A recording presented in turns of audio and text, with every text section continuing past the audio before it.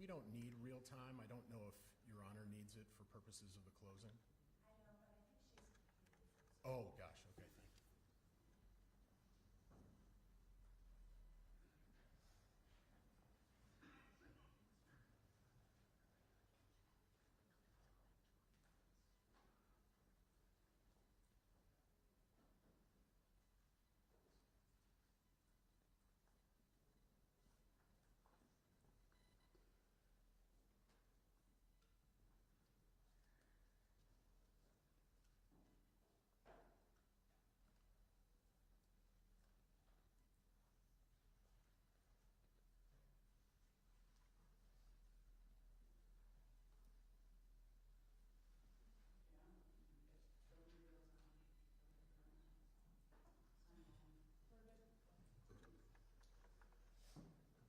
Good afternoon, welcome back. We are here for the continued Colorado Revised Statute 1-1-113 hearing in the matter of Anderson versus Griswold with the interveners, the Colorado Republican State Central Committee, and Donald J. Trump, case number 2023 CV 32577.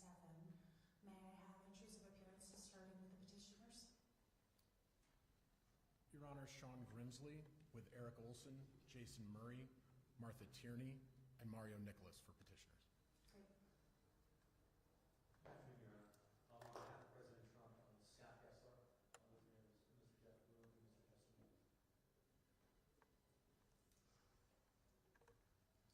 Good afternoon, Your Honor. I'm Ben Sisney. I'm here with Nathan Molker in person. Jane Raskin, also with the American Center for Law and Justice, is here remotely.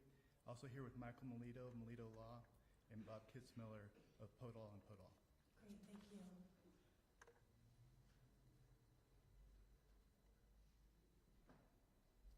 Good afternoon, Your Honor. Michael Kotlarczyk from the Attorney General's Office here on behalf of Respondent Jenna Griswold. With me today is Secretary of State Jenna Griswold and Deputy Secretary of State Christopher Beal. Great. Have we, among council, talked about the order? I'm assuming we're starting with the petitioners, and then what's next? I would assume that the Secretary of State would go next because I would imagine that the interveners would probably want to respond. Okay. Does that work for you, Mr. Kessler? That works fine, Your Honor. And then we just have one question for the time allotment. Does President Trump and the Colorado Republican Party get split, or does the Colorado Republican Party get, I think, maybe 10 minutes of additional time? I'm not going to cut anybody off, so let's just proceed. Okay, well then with that, we'll probably ask the Colorado Republican Party to go first because they have some airline transportation issues. And then we'll back up. Nothing for me to decide on the airline transportation issues. We could have had a jurisdictional discussion, but not sure that would work. But yeah, Dale. Okay. And Your Honor, may I reserve time for rebuttal, given that this is a closing argument? Sure, so why don't we do it this way?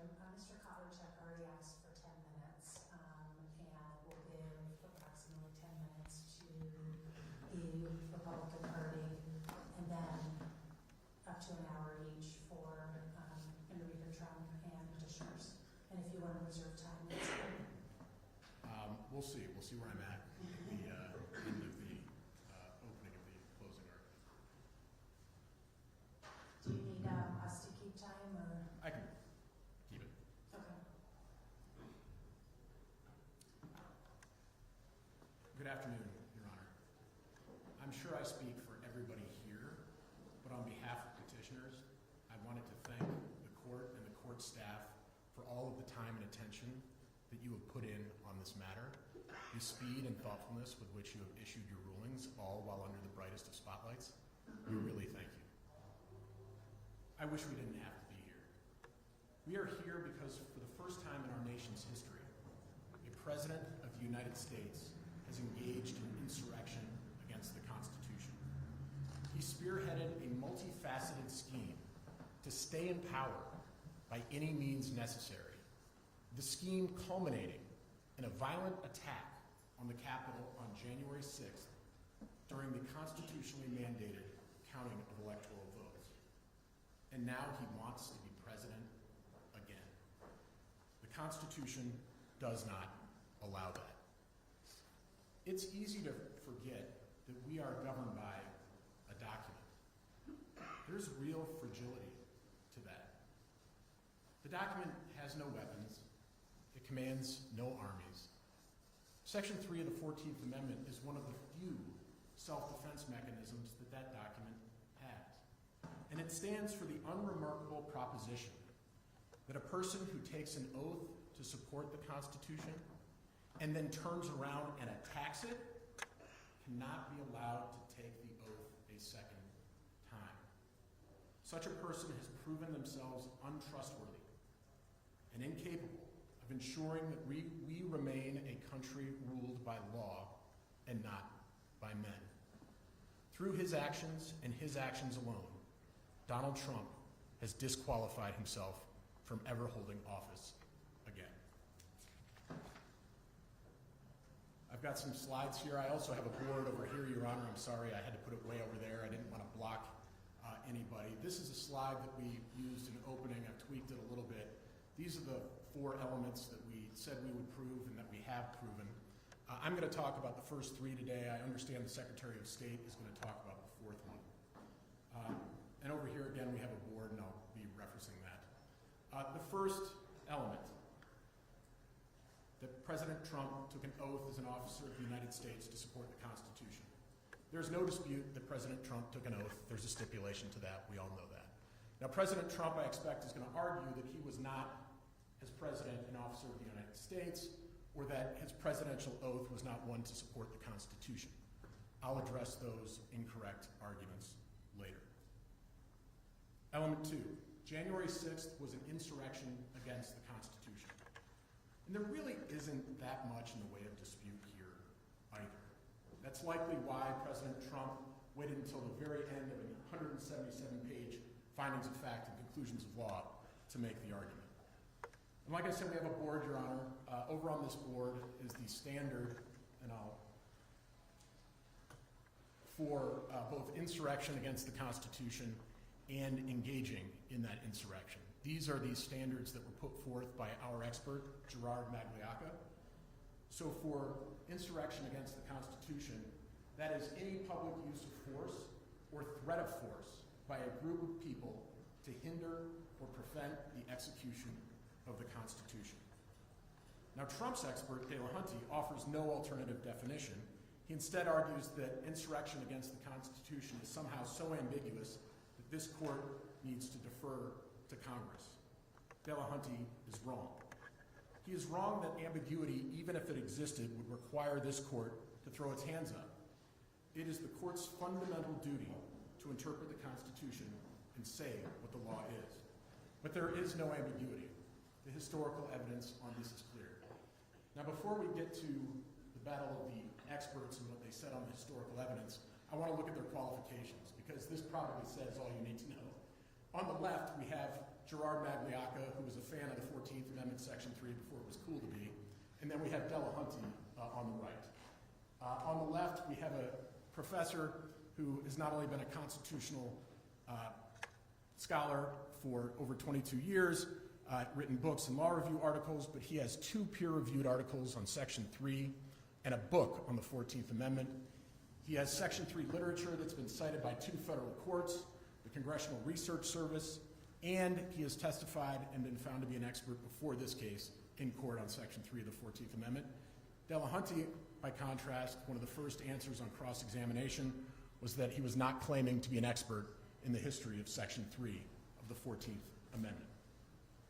Now, the historical evidence in support of Professor Magliocca's definition is just as clear as the qualifications when you look at the balance. So Professor Magliocca points to a number of historical sources: the Whiskey and Fries insurrection, which would have been well known at the time of the framing, dictionary definitions of insurrection, jury and grand jury charges, and the code of war that was used by the Union Army during the Civil War. And again, on the right-hand side, what do we have?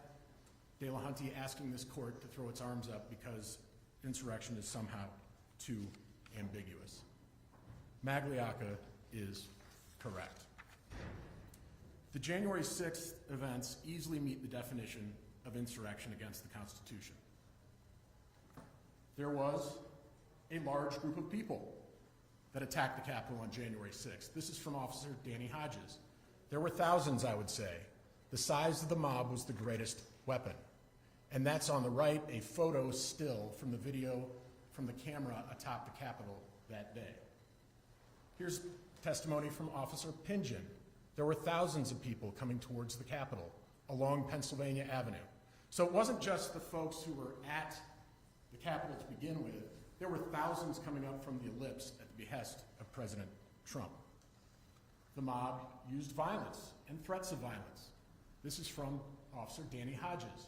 The crowd attacked me in a variety of ways: punching, kicking, pushing, chemical irritants, beaten in the head. I was pinned and crushed with a police shield. And we know what that video was.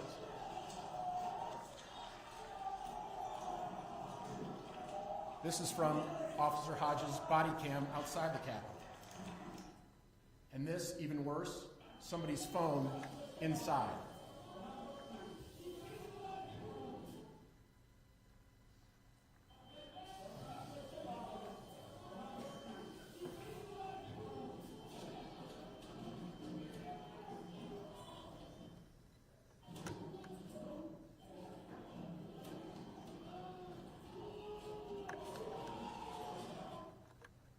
And this from Officer Pingen. How long were you engaged in hand-to-hand combat? For probably 2 to 3 hours. Did you think your life was in imminent danger? Yes, I did. And it wasn't just violence against the police officers. It was the threat of violence against members of Congress and Vice President Pence. Here is testimony from Representative Swalwell. How concerned were you for your personal safety at that moment? It was escalating as we went from gas masks to a pen in my hand to a prayer from the chaplain. And it was when the chaplain read that prayer that I finally texted my wife something I did not want to text her. And we know what the mob was doing inside the Capitol. This is the mob chanting Nancy, looking for Nancy Pelosi. That is violence and the threat of violence. Finally, it's clear that the mob's goal and what it did in fact do was to disturb a constitutionally mandated proceeding, namely the counting of electoral votes. This is testimony from Representative Ken Buck, who was President Trump's witness. The mob meant to disturb a proceeding. Yes, the electoral vote count on the House. And the mob did in fact disturb that proceeding. Now, Delahunty suggests that one of the reasons insurrection against the Constitution is ambiguous is because against the Constitution is somehow ambiguous. There's a slippery slope here. How do we know at the end of the day what against the Constitution means? But this court doesn't have to engage in fine line drawing exercises. There is no doubt that the counting of electoral votes to ensure the peaceful transfer of power under the Constitution is interfering with, hindering, and preventing the execution of the Constitution. Now, President Trump makes a few arguments about why this is not an insurrection. First, the mob was not organized. Somehow that makes it not an insurrection. The mob was not armed with guns. And most curiously, the people at the ellipse were happy and milling around. So too at the Capitol. These are not credible arguments. First, there is no organizational requirement in that definition over there, but the mob was organized. Let's look again at some testimony. This from Officer Pingen. The equipment that people had on: helmets, goggles, body armor, paramilitary style gear and equipment. And on the right you have photos, one from Nate Gowdy and the other a still from the body camera of Officer Hodges. Then we have video. Coordinated attack on the Capitol, working together to try and get in to the portico on the right side where all of those officers are. Fight for Trump.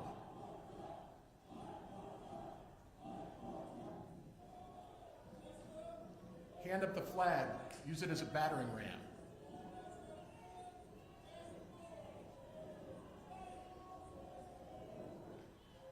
And you remember when Officer Hodges was testifying about fighting with the crowd and how a person came up to him and said, you need to watch out, people are coming up from the back? Here's what Officer Hodges had to say.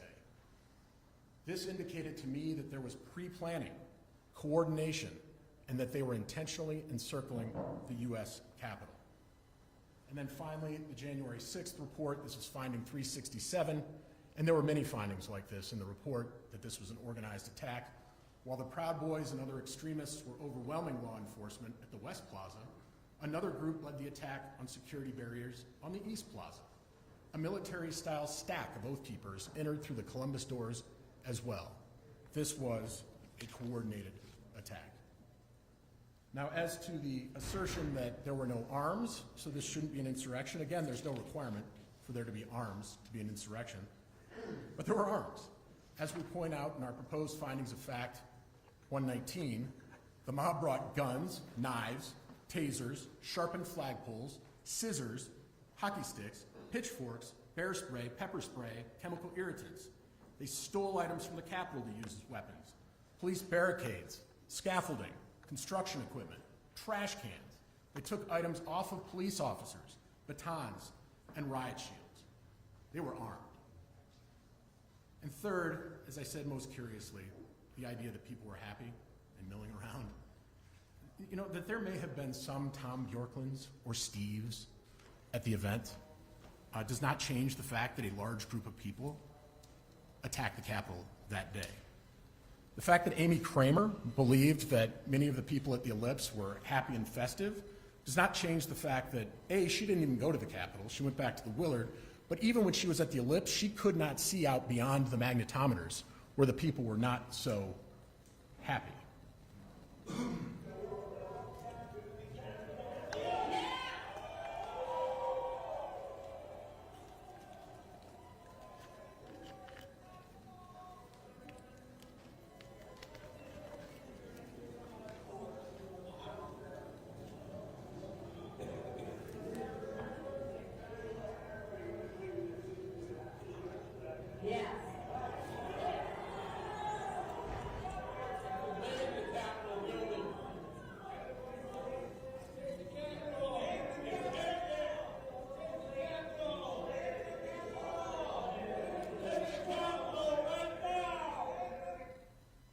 That is almost certainly why what I've just gone through in the immediate aftermath of January 6th, there was bipartisan agreement in both the House and the Senate that the January 6th attack was a violent insurrection. Indeed, President Trump's own lawyer said as much at the impeachment proceeding. Element 3, Trump engaged in the insurrection. Now, I point back to the board again, and we have on it Professor Magliocca's proposed definition of what constitutes engaging in an insurrection against the Constitution. Any overt and voluntary act in furtherance of an insurrection against the Constitution, including words of incitement done with the intent of aiding and furthering the common unlawful purpose.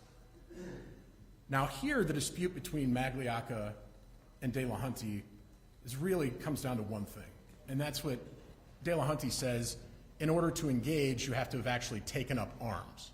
That incitement is not enough. But Magliocca, again, has the better of the argument. Here we have the comparison again. On the left, Magliocca, he's got the first and second Attorney General opinions. Now those are significant because A.G. Stanberry was the person interpreting and guiding the Union Army in the South on what the conduct would satisfy the disqualification provisions of Section 3. There were early Section 3 cases in which this was the definition of insurrection, that it did not require actually taking up arms. There were the pre-Civil War cases, and these are particularly instructive because there, treason was at issue, levying war, and in those cases, incitement was sufficient. And then there were the congressional cases, you'll remember, where the House refused to sit certain members. One of them was the man, John Brown, young Brown from Kentucky, who wrote an op-ed. The other was, I think, Philip Thomas from Maryland, who gave $100 to his son, who was going off to join the Confederate Army. There is no requirement that one actually take up arms. The only thing Delahunty has on his side is the Confiscation Acts, which were a criminal statute at the time that made it illegal to engage in or incite an insurrection. He says because incite was used there, it wasn't used in Section 3, then it must not be part of Section 3. But he ignores that that's a criminal statute, and those are often far more specific than the Constitution, as Magliocca testified. Otherwise, we'd have a 100-page long Constitution. But more than that, he provides absolutely no evidence, contrary to what you see on the left, that anybody who was drafting Section 3 believed that incitement was somehow insufficient. He's pointed to no evidence suggesting that anyone drafting Section 3 was relying on the Confiscation Acts. And he never explains why it would make sense, given the goal of Section 3 to require taking up arms. The people that the framers of Section 3 were most concerned with were the leaders of the Civil War, of the Confederacy, Jefferson Davis, people who never took up arms. That's why, even in 1872, when Congress gave blanket amnesty from Section 3 to most Confederate soldiers, it withheld that amnesty from the leaders of the Confederacy, including Jefferson Davis. There's no requirement that somebody actually take up arms. Incitement is more than sufficient. Trump's actions constitute engaging in an insurrection against the Constitution. Now, there is no question at all that he took many overt and voluntary acts that furthered the insurrection. He summoned the mob to D.C. This is a slide we used in opening, and it shows all of the tweets that he sent out between December 19th, Will Be Wild, and his Fight for Trump video, and January 6th. But he also gave them their common purpose. And this is a slide we have not shown. And believe it or not, this is not all the tweets that he sent out dealing with election fraud. But from November 4th to January 6th, he sent out all these tweets. He made numerous speeches where he claimed there was election fraud, repeated assertions of a stolen election. Now, beyond that, he focused his supporters and the mob's attention on Vice President Pence. Here's just one example of a tweet. This is from the morning of January 6th. States want to correct their votes, which they now know were based on irregularities and fraud. All Mike Pence has to do is send them back to the states, and we win. Do it, Mike. This is a time for extreme courage. And we know that after that tweet, President Trump spent 90 minutes on the ellipse inflaming his supporters, telling them that they needed to fight or they would not have a country anymore, telling them to march down to the Capitol where he would be there with them. I'm not going to play the speech. We played the speech a bunch of times, but I'm just putting up here some of the things that were contained in that speech. You don't concede when there's theft involved. Our country has had enough. We will not take it anymore. Because if Mike does the right thing, we win the election. If this happened to the Democrats, there'd be hell all over the country going on. And we fight. We fight like hell. And if you don't fight like hell, you're not going to have a country anymore. And most chilling of all, and fraud breaks up everything, doesn't it? When you catch somebody in a fraud, you're allowed to go by very different rules. So I hope Mike has the courage to do what he has to do, and I hope he doesn't listen to the rhinos and the stupid people that he's listening to. What could that mean other than a call to lawlessness or violence? You go by very different rules. Now, you don't need to take my word that this was a call for violence or lawlessness. Professor Simi came in and testified. He was an expert and is an expert on political extremism, including how extremists communicate. And in fact, this court qualified him as an expert to testify on his interpretation of January 6th, vis-a-vis his expertise in extremism and extremist communications. Here's what he had to say about the ellipse speech. It was a call to violence. Now, Trump asserts that his language was not a call to violence. He was just using strong political rhetoric. The word fight, even though he used it 20 times, was just metaphorical. He said peacefully and patriotically once, so how on earth could he possibly have been encouraging violence or lawlessness? Well, Professor Simi explained why. Trump did not conjure his rhetoric out of nowhere. He did not just happen to choose language that would resonate with his far-right extremist supporters. He knew precisely what he was saying based on a 5-year history of call and response, where he would either call for violence and then not condemn it, or there would be violence and he would actually praise it. Now, you recall that my colleague, Eric Olson, during the redirect had the flip chart, and he wrote up some of the episodes of the call and response, and there were about 5 there. There are a lot more than that, and we put that in our proposed findings of fact. But I want to go over it quickly, just so Your Honor can see. So 2015, October, he starts saying, these are protesters. First group, he's going to be kind of nice to. Second group, not so nice. Third group, I'll be a little more violent. Fourth group, get the hell out of here. November of 2015, get the hell out of here. And that's a protester who actually then got beat up, assaulted. And President Trump goes on the news, I think it was the next day, and saying maybe he deserved to be roughed up. February 1st, 2016, somebody throws tomatoes, knock the crap out of him. I'll pay for your legal bills. February 22nd, 2016, punch him in the face. March 11th, 2016, in response to violence that his supporters had committed in his name. Violence sometimes is very, very appropriate. What he said, and he said, we need a little bit more of it.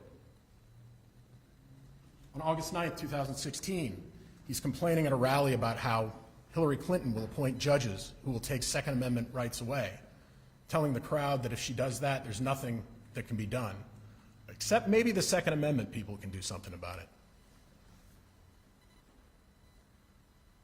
And then August 15th, 2017, this is the very fine people on both sides, the press conference after the Unite the Right rally, where somebody was killed by a far right-wing extremist.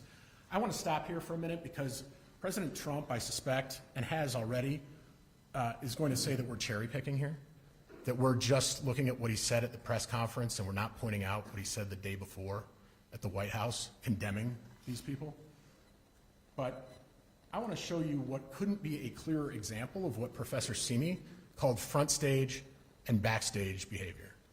Front stage, you tell people what you know, you're supposed to say, you don't really believe it. Backstage, you're telling people what you really think. So let's look at these two statements. We will be discussing economic issues in greater detail later this afternoon. But based on the events that took place over the weekend in Charlottesville, Virginia, I would like to provide the nation with an update on the ongoing federal response to the horrific attack and violence that was witnessed by everyone.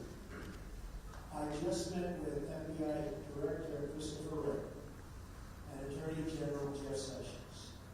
The Department of Justice has opened a civil rights investigation into the deadly car attack that killed one innocent American and wounded 20 others.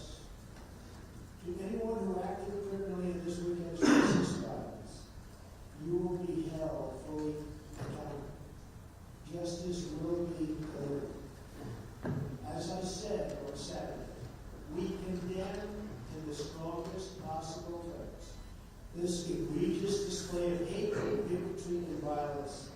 It has no place in America.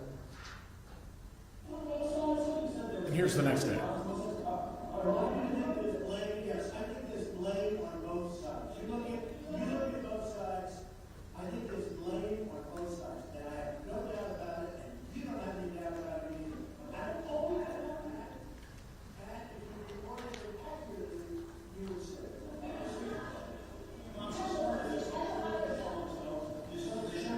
Excuse me.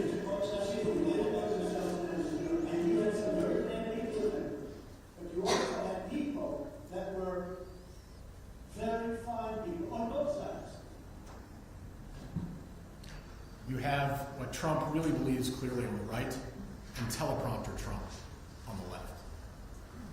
It's not surprising then that after the press conference, leading lights in the white supremacist movement actually publicly thanked Donald Trump for his statements. David Duke, longtime neo-Nazi Klansman Richard Spencer, Andrew Anglin, the founder of the Daily Stormer, which is some horrific media board that deals in anti-Semitic and other xenophobic tropes. So back to the call and response. He praises in October of 2018 a politician who body slammed somebody, a reporter, I think. Somebody at a rally in May of 2019 says to shoot migrants, makes a joke, says you can only get away with that in the Florida Panhandle. Michigan, some far-right extremist supporters stormed the Michigan Capitol, and I think were squatting there, and rather than condemn them, he writes a tweet, "The governor of Michigan should give a little and put out the fire. These are very good people. See them, talk to them, make a deal." Then there were the protests in Minneapolis after the George Floyd murder. And President Trump says, when the looting starts, the shooting starts. On September 29, 2020, stand back and stand by, is the Proud Boys. October 30th, there's the Trump train that surrounds the Biden-Harris bus in Texas, slowing it down, pushing it off the road, injuring people. And rather than condemn it, President Trump says, "I love Texas," and jokes that they were just protecting Biden's bus because they're so nice. And then we have, as we all remember, after the election, December 1st, 2020, election official Gabriel Sterling making a public statement calling on President Trump to condemn his supporters who are threatening election workers in Georgia. He says that somebody's going to get hurt. Somebody's going to get killed. President Trump, please do something. Now, did President Trump condemn them? No. Did he do nothing? No. He retweets it and doubles down on his claims of election fraud. He is, I wouldn't even call it tacitly, approving of what his supporters are doing and what prompted Gabriel Sterling to give his message. The Olymp speech fits this pattern to a T. As Professor Simi explained, Trump used so many right-wing extremist tropes that it's simply not credible for him to assert that his words were not a call for violence or lawlessness, or that Trump didn't know what he was saying, or that people in the crowd didn't know what he was saying. And if there's any doubt about what Trump was saying that day, his former campaign manager, Brad Parscale, put it to rest. This is a text exchange between Katrina Pearson, one of Trump's witnesses here, and Brad Parscale on January 6th. Parscale, a sitting president asking for a civil war. That's how people that knew Trump took what he said that day. Now, Trump's speech did not end his involvement in the insurrection. By 1:21 p.m., he knew that there was an attack on the Capitol. Rather than do anything, he chose to let that attack go unimpeded. Now, you heard from Professor Banks, who told you all of the different things that somebody as commander-in-chief could have done that day to put down the attack. Trump did none of those things. Instead, an hour later, he sent out this tweet, 2:24. Mike Pence didn't have the courage to do what should have been done to protect our country and our Constitution, giving the states a chance to certify a corrected set of facts, not the fraudulent or inaccurate ones which they were asked to previously certify. USA demands the truth. Now, remarkably, nowhere in his 177-page findings of fact and conclusions of law does President Trump mention this tweet. Certainly doesn't give an innocent explanation for it, because there is none. But simply ignoring the evidence won't make it go away. The tweet had its predictable effect. It caused the crowd to surge. This is finding 150 from the January 6th report And immediately after President Trump sent his tweet, the violence escalated.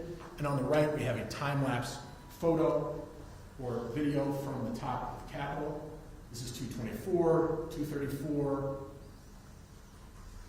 10 minutes later, 2:44, 2:45. And then I think that's 2:57.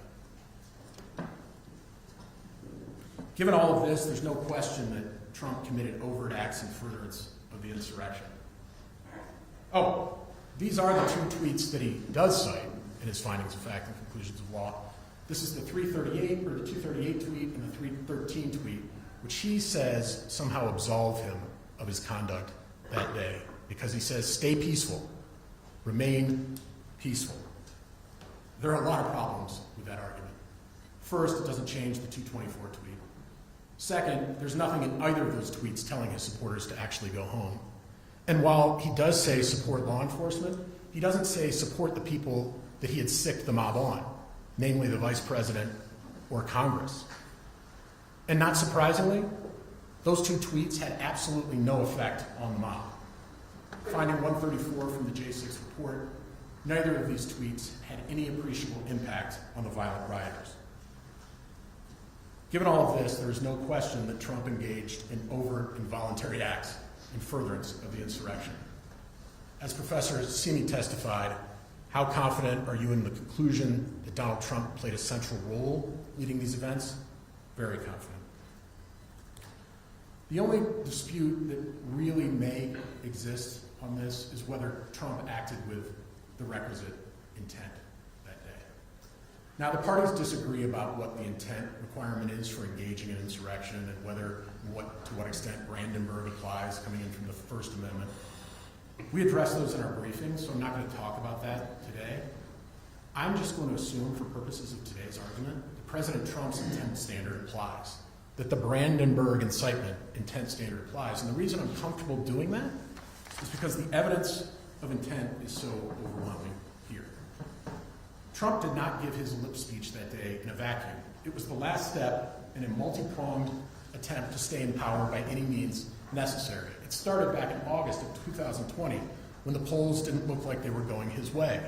He starts saying the only way we're going to lose is if the election is rigged. Election night, after Fox News calls Arizona for President Biden, President Trump, rather than go out and concede gracefully, tells America that the election is being stolen. He then turns to the courts, where he files bogus lawsuit after bogus lawsuit, using lawyers like Rudy Giuliani and Sidney Powell to lead the charge. He lost 61 out of 62 lawsuits. The only one that he won in Pennsylvania had no appreciable effect on the outcome of the election. And he did it all while knowing from his top advisors, this is finding 36, that the election fraud allegations were nonsense. Now, when he summoned the mob on December 19th with his Will Be Wild tweet, he had run out of court challenges. His only hope was this fake elector scheme and stopping the certification of electoral votes. He hoped Pence would go along. He needed him to go along. That's the only way the scheme works on January 6th. But he needed the mob in D.C. on January 6th in case Pence was not willing to play ball. In case, to quote Trump from the ellipse, he needed some courage. Better to have a mob and not need one than to need a mob and not have one. By late morning January 6th, when Trump stepped onto the stage to give his speech, he knew that Vice President Pence was not going to go along. This is finding 321. There was a call in the morning between Vice President Pence and President Trump where Pence told him, I'm not going along. Now, given that call, you'd think that maybe President Trump would have revised his speech to focus on the accomplishments of his administration, because at that point, the gig is up. Vice President Pence isn't going to do what he needs to do. Trump did just the opposite. He amped up his speech. He added stuff to it to inflame the crowd. He added stuff to it to inflame the crowd against Mike Pence. We've submitted the teleprompter version of the speech, and you can compare it to what he actually said that day. It is a remarkable difference. This is some of the stuff that President Trump added after speaking with Pence. And most chillingly again, the last one. And fraud breaks up everything, doesn't it? When you catch somebody in a fraud, you're allowed to go by very different rules. At this point, Trump's only hope of remaining in office was violence and intimidation. That was the only thing that was going to stop certification of the electoral votes that day. Making matters worse, Trump knew that many in the crowd were armed. This is finding 105. President Trump was briefed on the risk of violence that morning. And this is testimony below from Tim Hafey that came in unobjected to. We had testimony that he was told about weaponry, that he actually asked that the magnetometers be moved, and saying, these people aren't here to hurt me. That he waited, aren't here to hurt me. He also knew at the time that his supporters would listen to him. This wasn't a lark. He admitted just earlier this year on CNN how his supporters listened. But when it was clear to you that they were not being peaceful, you saw them rushing the Capitol, breaking windows, they were hitting officers with flagpoles, tasing them, beating them up. When it was clear they weren't being peaceful, why did you wait 3 hours to tell them to leave the Capitol? They listened to you like no one else. You know that. They do. I agree with that. So If there was any, again, doubt about his intent that day, you need look no further than what he did after the speech. On the left, we have things that Professor Banks say Trump could have done as commander-in-chief to deal with the riot or the attack that day. He did none of them. That was intentional. That was deliberate inaction. How do we know it was deliberate inaction? This is a tweet he sent out just the day before, January 5th, warning Antifa to stay out of Washington. Law enforcement is watching you very closely. And then he tags the Department of Defense and all of those federal law enforcement authorities. The fact that he did not mobilize those same authorities when it was his supporters attacking the Capitol makes clear that he supported them and intended for what they were doing. Intended for them to do what they were doing. Now, there was the 224 tweet. We've already talked about that. And I want to repeat again on the 224 tweet. There is no innocent explanation for that tweet. Why, when the Capitol is under attack, Congress and Vice President Pence are in that Capitol under duress, you send out that tweet? He waited another 2 hours almost before he sent anything telling his supporters to go home. And that was a statement at 4:17 p.m. Did he condemn? Oh, and by the way, it was not until it was obvious to him that the attack would actually fail that he put out this statement. He waited 3 hours to tell people to go home. And this is a finding from the January 6th report, finding 331. It was not until it was obvious that the riot would fail that he told people to go home. The fact that he waited until it was obvious that his plan would not succeed tells you everything you need to know about his intent. And when he finally did, he didn't condemn the attackers, he praised them. I know you heard. We had an election that was stolen from us. It was a landslide election, and everyone knows it, especially the other side. But you have to go home now. We have to have peace. We have to have law and order. We have to respect our great people in law and order. We don't want anybody hurt. It's a very tough period of time. There's never been a time like this where such a thing happened, where they could take it away from all of us, from me, from you, from our country. This was a fraudulent election, but we can't play into the hands of these people. We have to have peace. So go home. We love you. You're very special.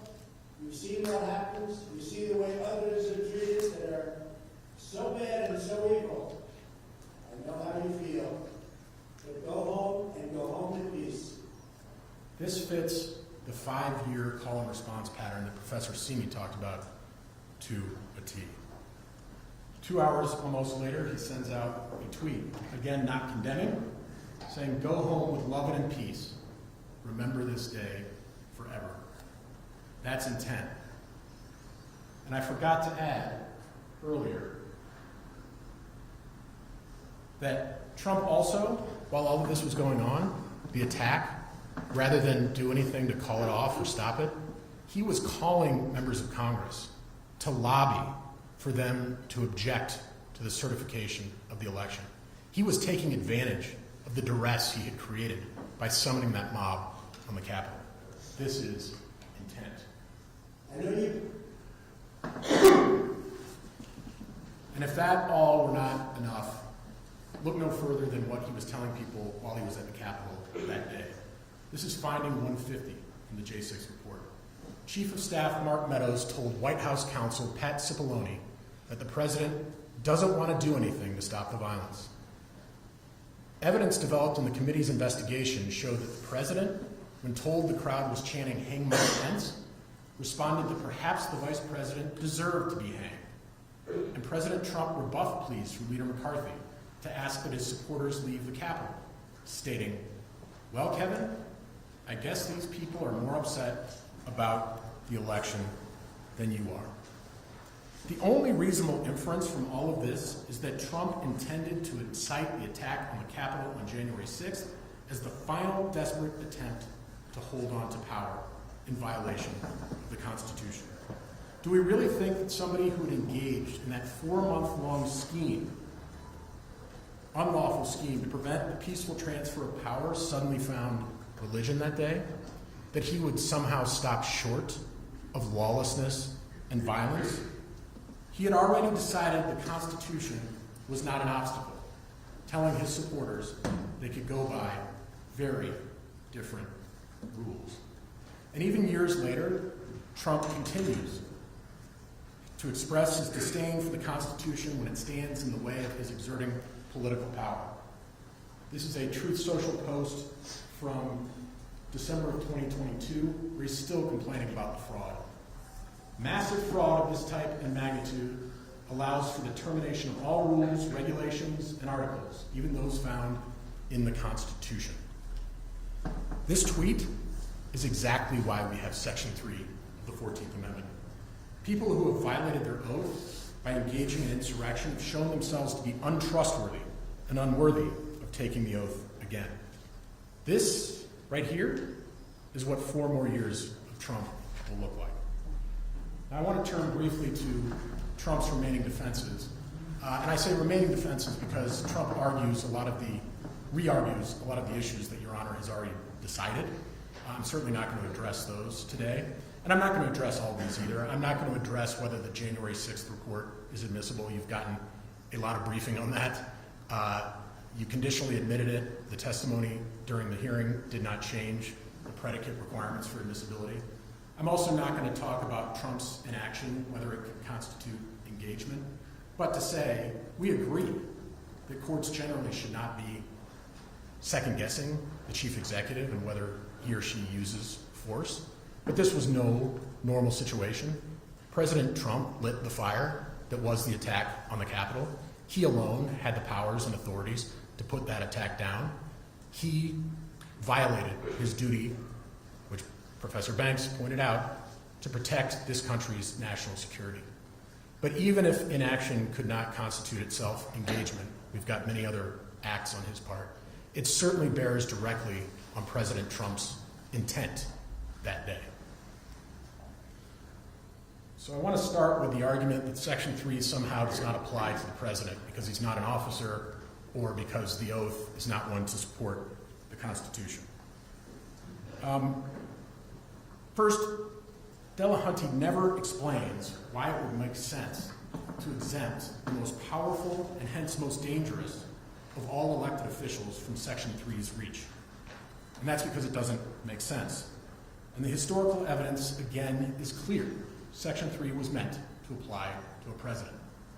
And this, again, is Professor Magliacco versus Professor Delahunty. We have the Attorney General opinions, early Section 3 cases, 19th century proclamations, congressional debates, grand jury charges, dictionary definitions. And Dale-Hunty relies instead on a technical understanding of what President of the United States or Officer of the United States may have meant in the original Constitution, pointing almost exclusively to the Appointments Clause, which really doesn't apply because that clause talks about other officers of the United States. And I want again to look at what Attorney General Stanbury said, because this bears directly on the question. He said, an officer of the United States is used in its most general sense and without any qualification. In his second opinion, the language is without limitation. The person who has held any office, civil or military, under the United States and has taken an official oath is subject to disqualification. Now the thing is, there's really no dispute about all of the historical evidence that Professor Maglioka relies on. There's no dispute that at the time of the framing of Section 3, the President was considered to be an officer. No dispute that the 39th Congress regularly referred to the President as an officer. No dispute that the courts in contemporary jury charges did the same. No dispute that Attorney General Stanbury thought so. No dispute that the common understanding of the word defend in the oath to protect, preserve, protect, and defend meant support. There's no dispute that the presidential oath itself in the Constitution requires swearing to faithfully execute the office of the President of the United States. And there's also no dispute that when Trump's not in this courtroom, but a different courtroom in New York, where it suits his interests there, he argues that the President is an officer of the United States. This is from the briefing that President Trump submitted in the New York case regarding an issue of removal. It says the President is an officer of the United States.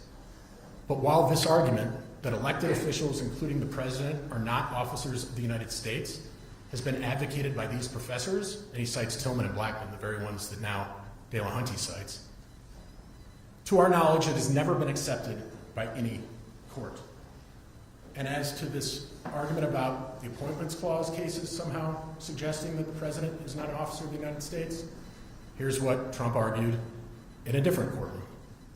The Supreme Court was not deciding the meaning of officer of the United States as used in every clause in the Constitution, let alone every statute in the U.S. Code. Obviously, the President cannot appoint himself.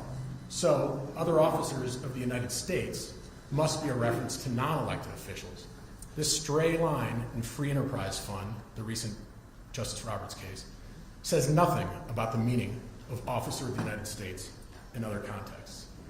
And finally, before he was a paid expert for Trump in this case, in August, Dale-Hunty wrote an op-ed, and he says, although Section 3 does not explicitly refer to presidents or presidential candidates, comparison with other constitutional texts referring to officers supports the interpretation that it applies to the presidency too. The next defense is the First Amendment defense. And I'm not going to spend a lot of time on that. The only reason I'm addressing it at all is that President Trump seems to think that that is a get-out-of-jail-free card. And like I said, we have a lot of arguments about why the First Amendment doesn't apply in the way that Trump says it does here.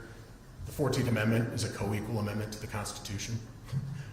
If you engage in insurrection, that's sufficient. The First Amendment has nothing to say about it. There are other First Amendment exceptions that apply here. The employment exception, which, oh, by the way, is the one that allows you to require people to take oaths. The speech in furtherance of a crime exception, that would apply here. But as I said, we'll just assume that Brandenburg applies. And there are three requirements for Brandenburg. Speech explicitly or implicitly encourages violence or lawless action. It doesn't have to be violence, lawless action. We've already shown that, I've talked about it. Speaker intends speech will result in violence or lawless action. We've already talked about that. The only one left is that imminent use of violence or lawless action is the likely result of the speech. Of course it was. Not only is that what actually happened, but he was giving the speech as Congress was beginning to count the electors.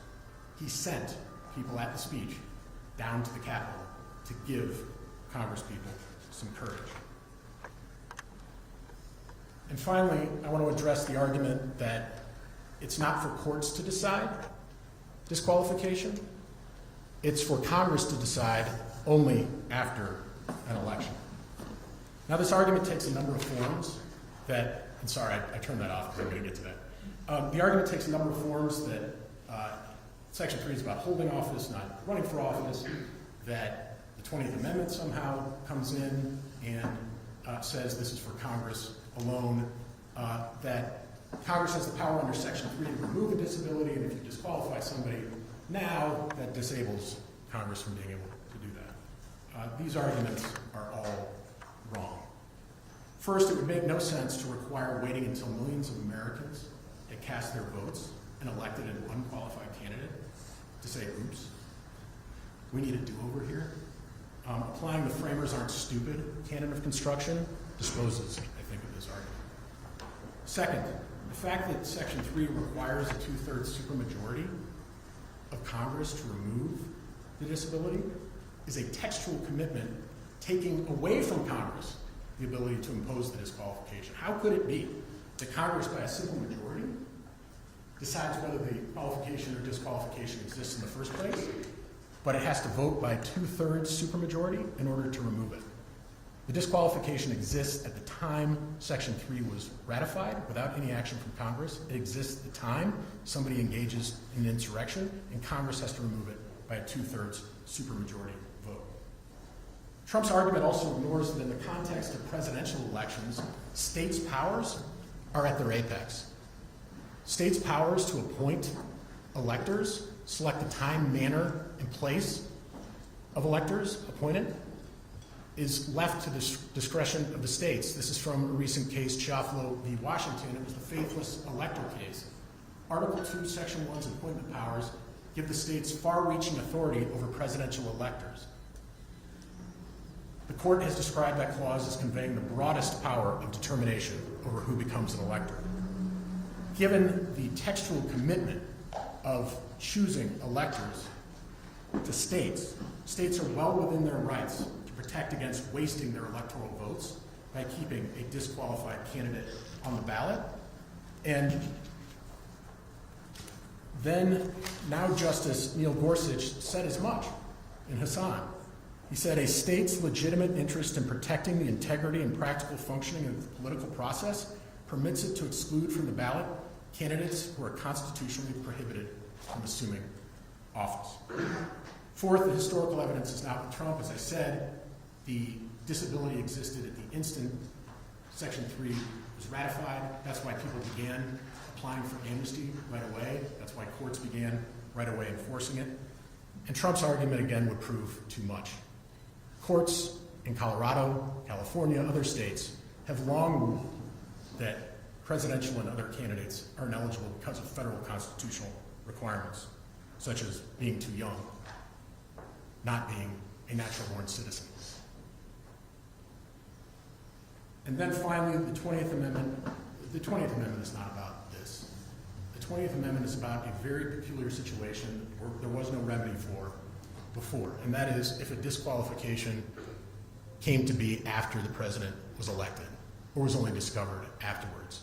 That was what the 20th Amendment was about, and that's why the only court to have addressed this issue rejected the very argument that Trump makes here. Nothing in its text or history suggests that it precludes state authorities from excluding a candidate with a known ineligibility from the presidential ballot. And finally, if Congress wants to remove the disqualification, they are free to do that at any time for President Trump. Colorado is not required to put a disqualified candidate on the ballot and risk disenfranchising millions of its voters on the off chance that supermajorities of both houses of Congress might remove that disability in the future. And let's be honest, it's not going to happen. I'll reserve the remainder of my time.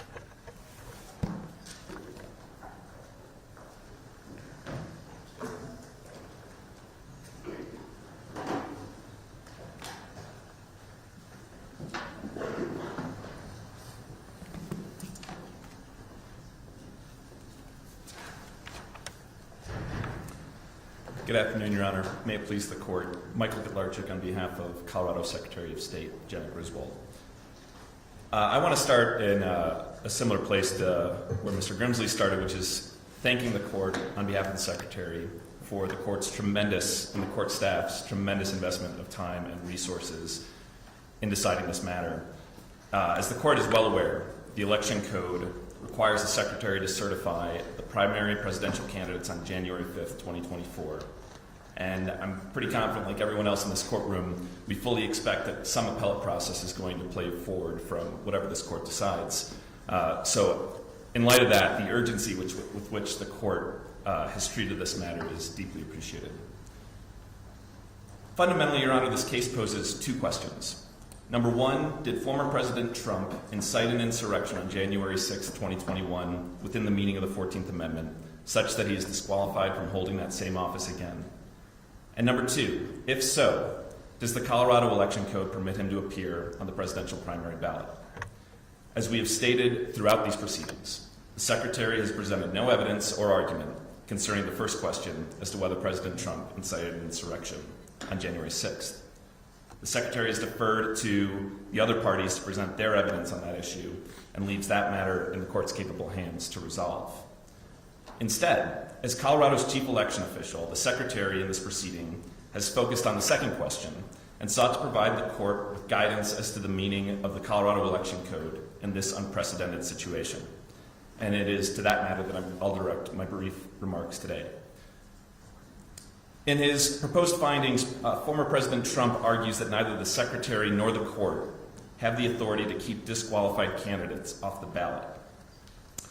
We disagree, and to understand why he is wrong, Your Honor, we need to start with the ballot itself.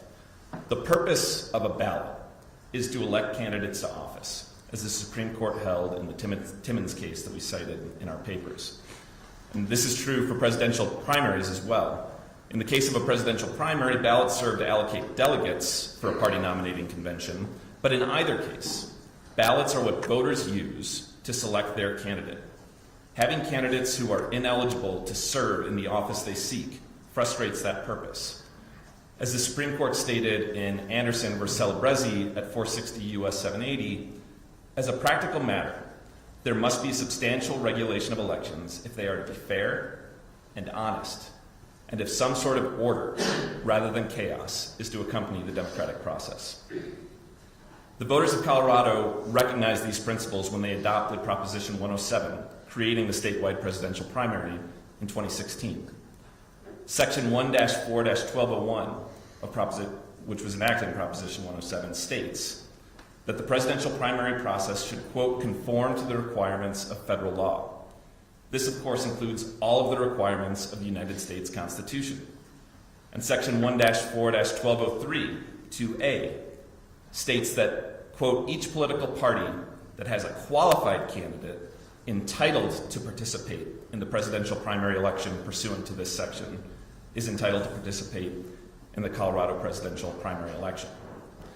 So to conform Colorado's presidential primary process to federal constitutional requirements, if the court concludes that former President Trump is disqualified from holding the office of president under the 14th Amendment, the court should order him to be excluded from the ballot. The contrary view expressed by former President Trump would produce an unreasonable outcome and would disenfranchise Colorado's voters, both of which outcomes are disfavored by Colorado law. According to his view, neither the Secretary nor the court could exclude, for example, an 18-year-old who submits the necessary paperwork to be president, or someone who is not a native-born citizen. But such candidates could never serve as president. So no valid purpose is furthered by including them on a ballot.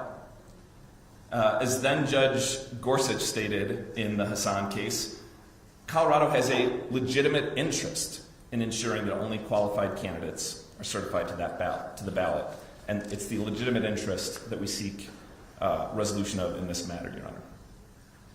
So from the perspective of the Election Code, and specifically Section 11113, the question is whether it would be a breach or neglect of duty or other wrongful act if the Secretary certifies a disqualified candidate to the ballot, and whether the court can enter an order directing the exclusion of such a candidate. Under 1-4-12041, the Secretary is responsible for certifying names to the presidential primary ballot, and the code clearly imposes a duty on the Secretary to exclude certain candidates from the presidential primary ballot. And I'm citing here, Your Honor, to Section 1-4-501, which is made applicable to the presidential primary process through 1203. The Secretary has to exclude any candidate from the ballot who fails to swear or affirm under oath that he or she will fully meet the qualifications of the office, if elected, a candidate who is unable to provide proof that he or she meets any of the requirements of the office related to residency, or who the Secretary herself determines is not qualified to hold the office based on residency requirements. Importantly, a presidential primary candidate who is disqualified under Section 3 of the 14th Amendment is no more entitled to appear on the ballot than one who fails to meet any affirmative qualification for the office of president. To hold otherwise would be contrary to the electorate's and the General Assembly's express intent that only qualified candidates may participate in Colorado's presidential primary, and that the Secretary of State's certification of such candidates must conform to the requirements of federal law. To effectuate that intent, the Election Code creates an express cause of action under 1-4-12044 for any challenge to the listing of any candidate on the primary election ballot under Section 11113. And that's the provision, of course, that the petitioners here have invoked. When these provisions of Colorado law are read together and harmonized, as they must be, they authorize this court to act if an election official breaches or neglects a duty or commits or is about to commit another wrongful act. Now, as the Colorado Supreme Court has recognized, other wrongful act is broader than just those acts that are breaches of duty. Former President Trump is thus wrong when he says on page 37 of his proposed findings that the court only has jurisdiction under 113 if the Secretary has a mandatory duty to act in a particular way under the Election Code. Other wrongful act is broader than a mandatory duty to act in a particular way. And in light of the need for the presidential primary process to conform to federal law and for only qualified candidates to participate in the primary, it would be a wrongful act within the meaning of 113 for the Secretary of State to certify a candidate to the ballot who is disqualified under Section 3 of the 14th Amendment. In his proposed findings, the former president also makes much of the lack of historical precedent for the Secretary to exclude a candidate from the ballot for failing to meet constitutional requirements. Your Honor, the Secretary readily concedes that this is an unprecedented situation. But the absence of evidence on this point is by no means evidence of absence. The Secretary frequently must confront unprecedented situations when administering Colorado's elections. Before the 2016 presidential election, the Secretary of State had never been confronted with rogue presidential electors in the Electoral College. But when the former Secretary was, a division of this court decided that the provisions of the Election Code that binds the votes of such electors was valid and enforceable. Before the 2020 presidential election officials in Colorado and across our nation had never before confronted widespread, baseless claims of a stolen election. But when they were, those claims were heard and disposed of by numerous state and federal courts. To be sure, Your Honor, we live in unprecedented times, but the rule of law still controls, and that rule gives courts of general jurisdiction like this one, empowered by the Colorado Election Code, the full power and authority to consider and decide legal disputes like the one presented here. For these reasons, Your Honor, the Secretary of State respectfully requests that the court decide the merits of petitioner's claim under the Election Code. Thank you.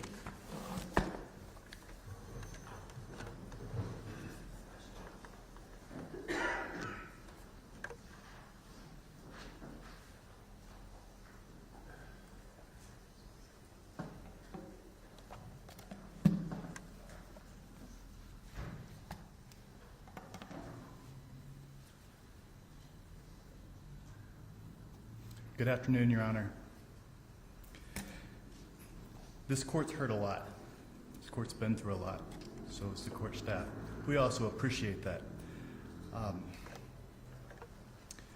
The petitioners and even the Secretary, with due respect, have complicated things. I would like to bring the court back to the basics.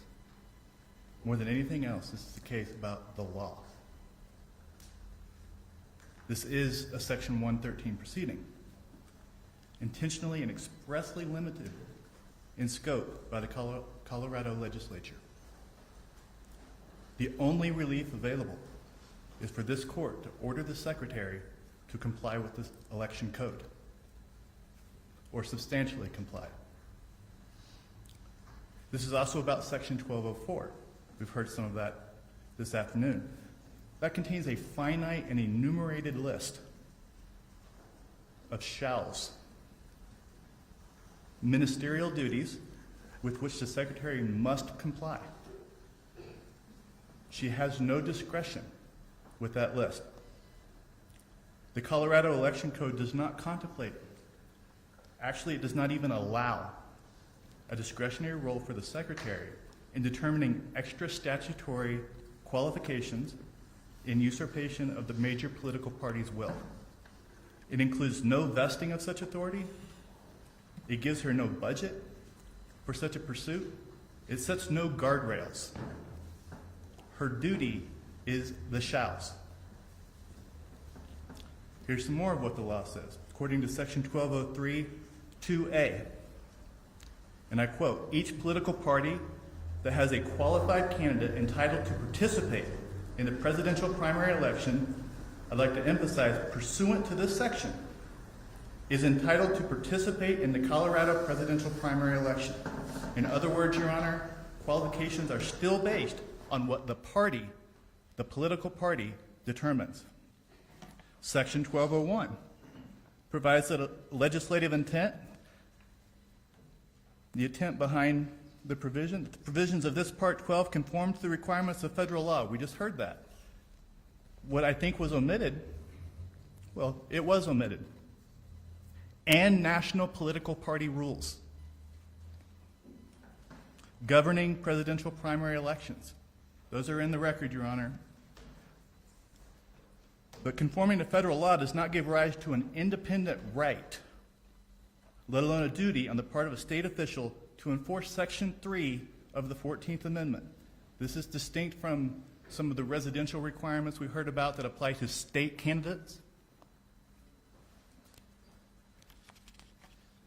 In fact, the Secretary's representative, Ms. Rudy, acknowledged that the Secretary's role in the ballot qualification process has been, as a practical matter, ministerial. Lawyers know what ministerial means, as opposed to discretionary for state officials. Her responsibility under the Election Code is to either confirm that a candidate is affiliated with a major political party, according to the statute, and is a bona fide candidate, pursuant to that party's rules, or alternatively, to confirm that the candidate submitted a properly notarized candidate statement of intent. Ministerial, nothing else, just that. That's uncontroverted evidence from the Secretary's representative. It is the political party that's vested with the power to determine its bona fide candidates, not the Secretary. I run the risk of belaboring that point, Your Honor, but that's a very important point in this case. I'd like to direct the court. I won't read it all for the sake of time. Day 3, direct examination of Hillary Rudy, page 116, lines 3 through 7. This one I'd like to read. Question: what does it mean to be a bona fide candidate? Answer: I don't know what that means to the party. From our perspective, it means that the party approves that that candidate represents the party. Day 3, direct examination of Hillary Rudy, page 97, lines 17 through 21. I quote, our office looks at the information provided in the affidavit itself, and if the affidavit is complete and we have no affirmative knowledge that any of the information is incorrect, then we would qualify that candidate to the ballot. Later, Ms. Rudy confirms the ballot access team does not do any investigation beyond the review of the paperwork to ensure it's accurate and complete, to review the party's paperwork to ensure that the approved box, as opposed to the disapproved box, is checked. That's day 3, page 108, lines 10 through 13. There's a few more that the court heard that I'll move past for now.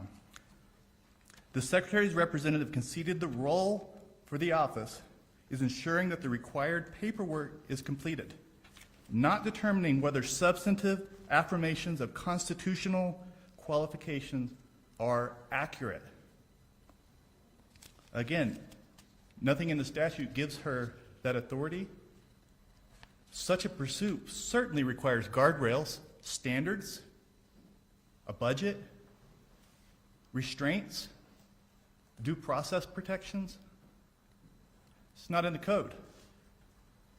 It's not in the code that 113 authorizes this court to order that the secretary can substantially comply with the code. That's it. Obviously, the questions this court is grappling with today are at issue in other states around the country. It's not a secret. While, of course, not binding on this court, Your Honor, both Minnesota and Michigan, courts have recognized the same principles. We're submitting to you here today the limitations of election code, state election code.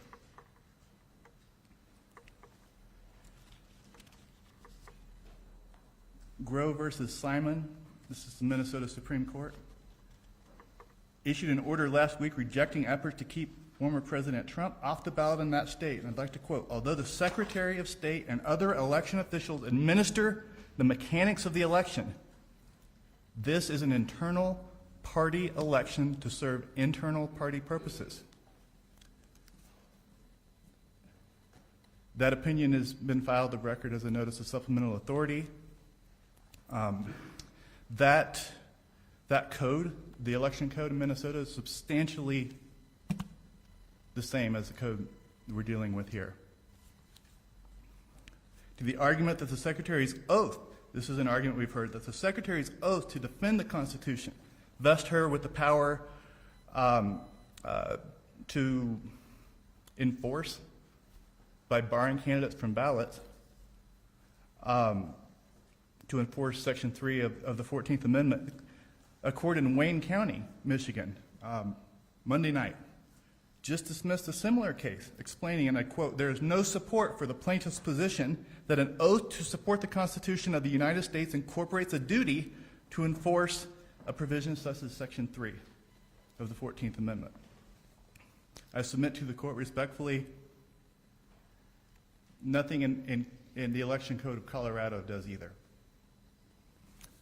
That court also held the imposing legal duties on the State Election Commission, the relevant office in Michigan, that are, quote, beyond the scope of the plain language of the statute, close quote, failed to state a claim upon which relief could be granted.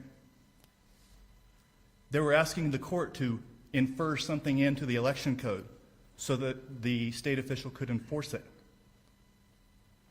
This court has heard the same argument here. I just would like to emphasize, Your Honor, beyond the scope of the plain language of the statute. I recall in the Secretary's brief, the omnibus brief, the Secretary admitted that the statute does not explicitly vest her with the independent authority, I believe is how it went. But instead, they're asking the court to infer it into the code.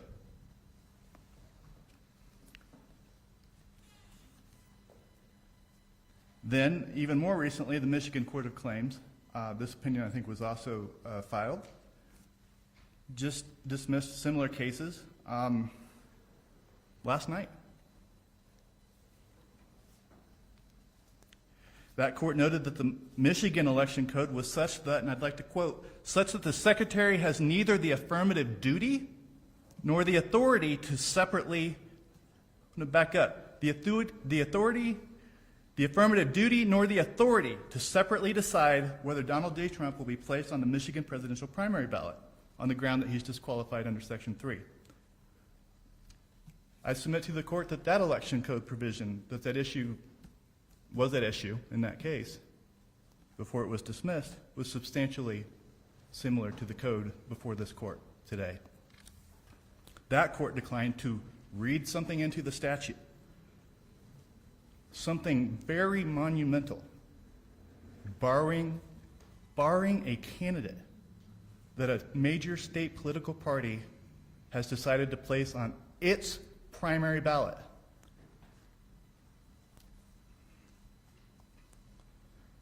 Now, even if this court were to find a way past the limitations of Section 113, 1204, neither the Minnesota nor Michigan courts did when they faced an analogous state law framework, this court will still be faced with the issue of interpreting the 14th Amendment. As we briefed extensively, won't repeat it all here certainly, it is black letter law that constitutional provisions can be self-executing as a defense, not as a cause of action. Very different. To start, the 14th Amendment as a whole does not create a cause of action. I'd like to refer the court to the United States Supreme Court opinions cited on pages 68 and 69 of our proposed findings and conclusions. There's one I'd like to read, for example, Ownby versus Morgan, 256 U.S. 94 at 112. It cannot rightly be said that the 14th Amendment furnishes a universal and self-executing remedy. Section 5 of the 14th Amendment confers the enforcement power on Congress to determine, and I quote, whether and what legislation is needed to, close quote, enforce the 14th Amendment. That's Katzenbach versus Morgan, 384 U.S. 641 at 651. There's a series of circuit cases we've cited. Mr. Sistine, I specifically said at the end of the last hearing that if the state party wanted to have time with the oral arguments to ask for it, Secretary of State's asked for it, the Colorado Republican Party didn't, then at the beginning of this hearing you did, and I said you could speak, and I said it would be limited to 10 minutes, which is what the Secretary of State did. You're now at 13, and it's just getting late, and I think Mr. Gessler has a lot of time, and all of this has been briefed, and so if you wouldn't just mind wrapping up, I really appreciate it. Yes, Your Honor, I apologize. Thank you. Certainly. In Bush versus Gore, the United States Supreme Court held that a state court's order to determine the intent of a voter violated the Equal Protection Clause, in part because, I quote, the absence of specific standard to ensure its equal application. That absence rings loudly here. What standards will guide the Secretary's pursuit that they are asking this court to order her to do? The Republican Party of Colorado respectfully urges this court to deny all the relief sought by the petitioners, dismiss their petition, and enter an order declaring that the Secretary must comply with the code as written, not as certain people wish it to be. This is the law. Thank you, Your Honor. Thank you, I appreciate it. Mr. Gessler, let's start up at 35 after, since we've already been going for almost an hour and a half. Let's just take a quick bathroom break, okay? We'll start with you at 4:35, and you'll get your full amount of time. Thank you, Your Honor.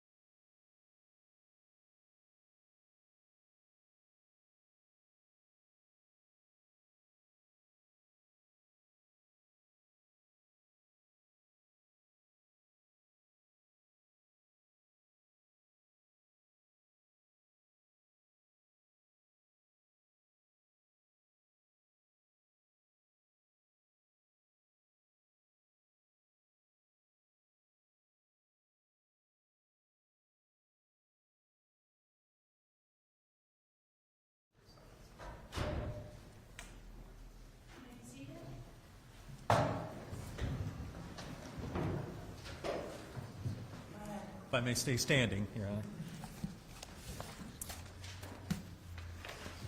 Honor. So, Your Honor, thank you very much for the ample time here, and we certainly respect all of the hard work that's gone into this.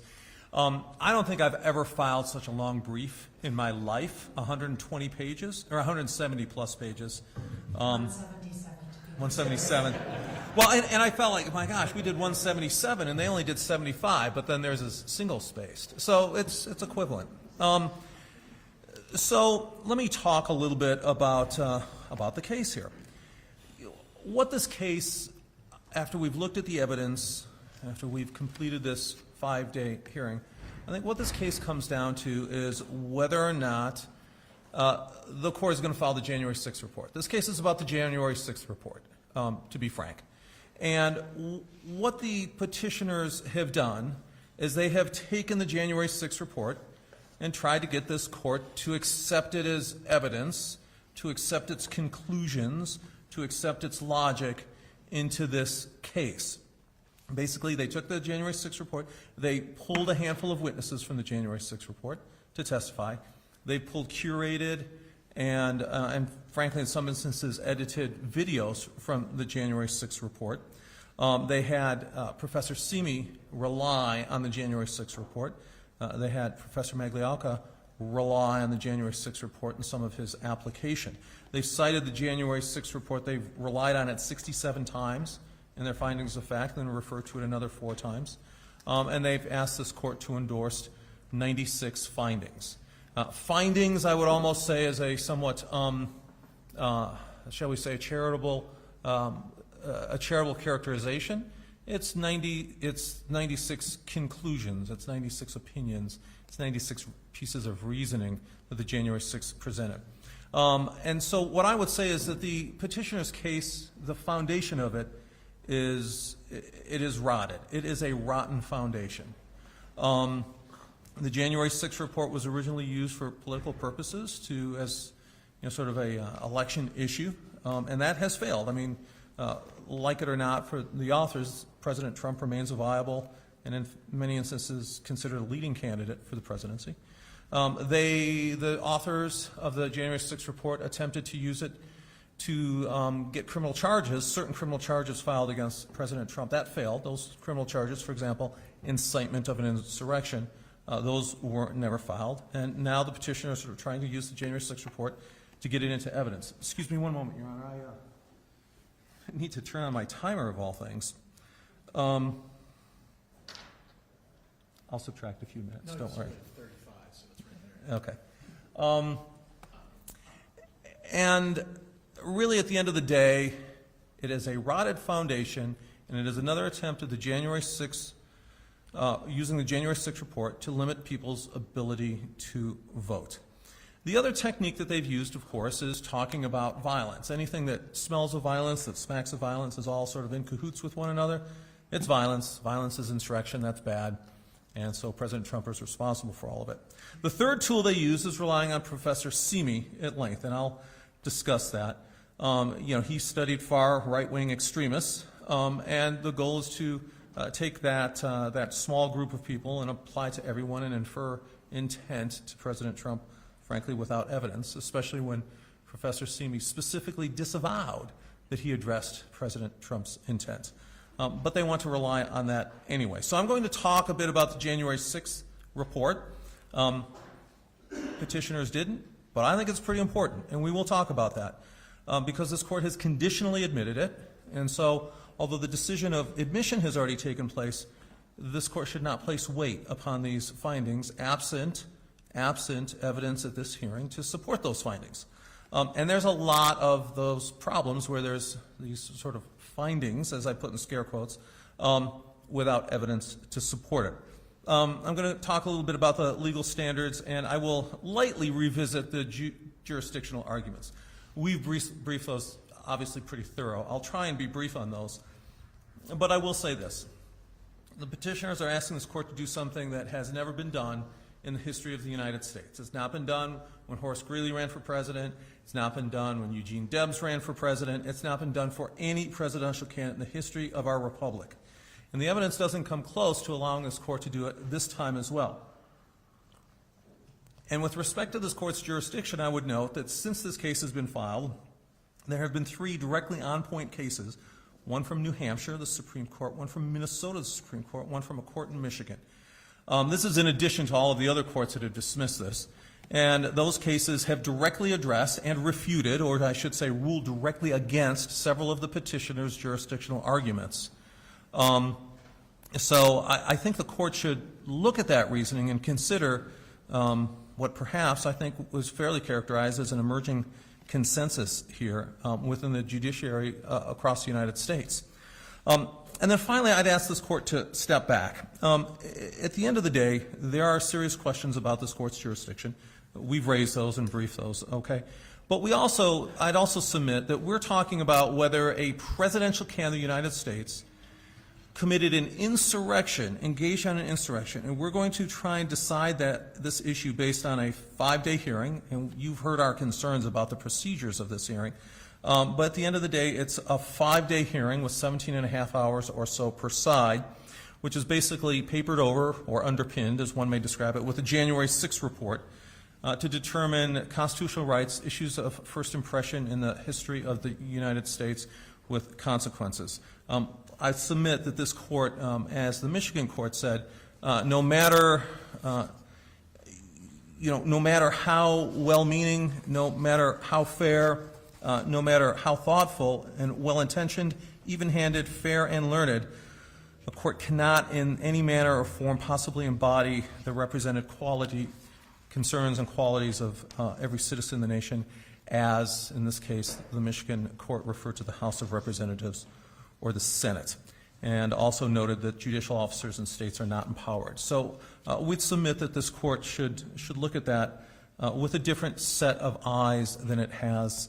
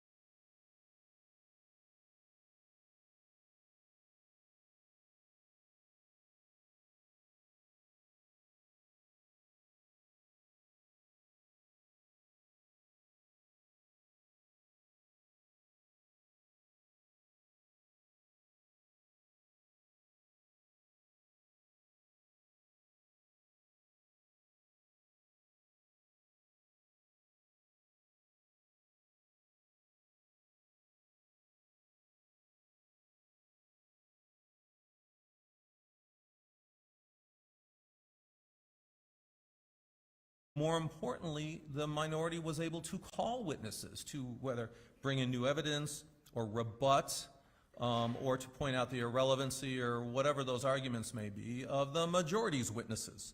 And not only witnesses, but to obtain facts and documents that develop facts and obtain documents that contradicted the majority narrative. On top of that, Representative Bunk was a former prosecutor for about more than 20 years. And so he knows what an investigation looks like. And he likened the January 6th as him taking witnesses and whatnot and going into court without the defense present, without the defendant and without defense counsel even present. That's how one-sided he viewed it. He also testified that Congress's goal is political. It is political. And now, look, we have this Madisonian government of checks and balances, and that's designed so that, as Madison said in Federalist Number 10, that certain factions and balances will cancel one another out. And so you even have those checks and balances built into congressional investigations. In other words, you have a majority and you have a minority, and they each bring in their evidence, and then they present their own reports. Sometimes they agree, and when they agree, the courts have said, well, we're going to give that more credence, far more credence, and we're probably not going to give any credence when they don't agree, because then, particularly when there's bitter and sharp divisions, as there have been here. So there were no checks and balances in that process. The adversarial process, how do we have checks and balances in the court procedures? Through an adversarial process. That did not exist in the January 6th report. So when you receive a conclusion that the January 6th report said this happened, that's not part of an adversarial process. In fact, the quote judges in that instance, there's the people who decided that, were all very biased from the start. And of course, you have the checks and balances of the judicial versus the political process. This is a judicial process. The reason people have faith in courts, the reason we do, the reason we devote our lives to this, is because we have an adversarial process, and we believe that with the adversarial process is the best opportunity to determine what the truth of the matter is. What the petitioners are asking you is to import into this judicial proceeding something that was the antithesis of the adversarial process, was the antithesis of a fair and balanced approach, was the antithesis of having decision makers look at this with an open set of eyes. It was the antithesis of that. And they're asking to import that into what should not ever be a process that has those types of infirmities. Second, you have Mr. Hafey. He confirmed, frankly, very critical facts. He confirmed that there was no minority staff. He confirmed that there was no minority report. He confirmed that everyone on the committee had voted an impeachment that President Trump incited an insurrection. He admitted that the committee was very unusual and that it was basically stacked with prosecutors. He admitted that it was very unusual, the process, because the members themselves, remember the members who had already decided what had happened, who already viewed as an operative fact incitement to insurrection, that those members took a leading role and were heavily involved in the processes. So this was not an instance where professional staff was allowed to go forward. This was an instance in which they were heavily directed by the members. In fact, not only were they so heavily directed, but one of the staff members represented as an attorney, and I just don't know how this happens, but as an attorney, he represented Representative Kinzinger as his attorney, while also serving as an investigator on the committee. So his loyalty was directly to make sure that that congressman's will was taken care of. If you're an attorney, you've got that duty to your client, and yet he had two duties, which he viewed apparently as not conflicting as one duty. Mr. Hafey also admitted that the volume, the number of documents or the number of witnesses does not equal fairness, because he pointed out how, he's done grand jury investigations with lots of documents, but those still have to be subject to the adversarial process, which of course they weren't in the January 6th. And he himself readily admitted he was a Democrat. He's been fired by a Republican, and that he's viewed himself as a partisan and was a political appointee. I walked through during that cross-examination not only the impeachment vote, but the fact that the committee members had made up their minds. And I certainly respect Mr. Hafey for working to defend his the process there. But he when I confronted him with those comments, the public comments, he sort of said a few things. One, he said, well, it was an operative fact that, or an obvious fact was his testimony, that every one of the committee members started out with. Second, he said, well, it was really sort of a hypothesis, and they really had an open-minded. I just don't think that's credible or believable. And then thirdly, he said, they had made some preliminary determinations, hypotheses based on what they saw, but again, wanted us to plug into and test that against the evidence we were finding. And then he says, so I don't believe Mr. Aguilar, he was referring to Mr. Aguilar, one of the committee members, or any of the others, made any conclusion other than that preliminary one informing that impeachment veto. In other words, he viewed the vote that they made as a preliminary conclusion. Well, I disagree with that as well, and here's why. I would submit to the court that congressmen and congresswomen spend a lot of effort, blood, sweat, maybe not blood, but sweat and tears, getting into Congress. It's a big deal.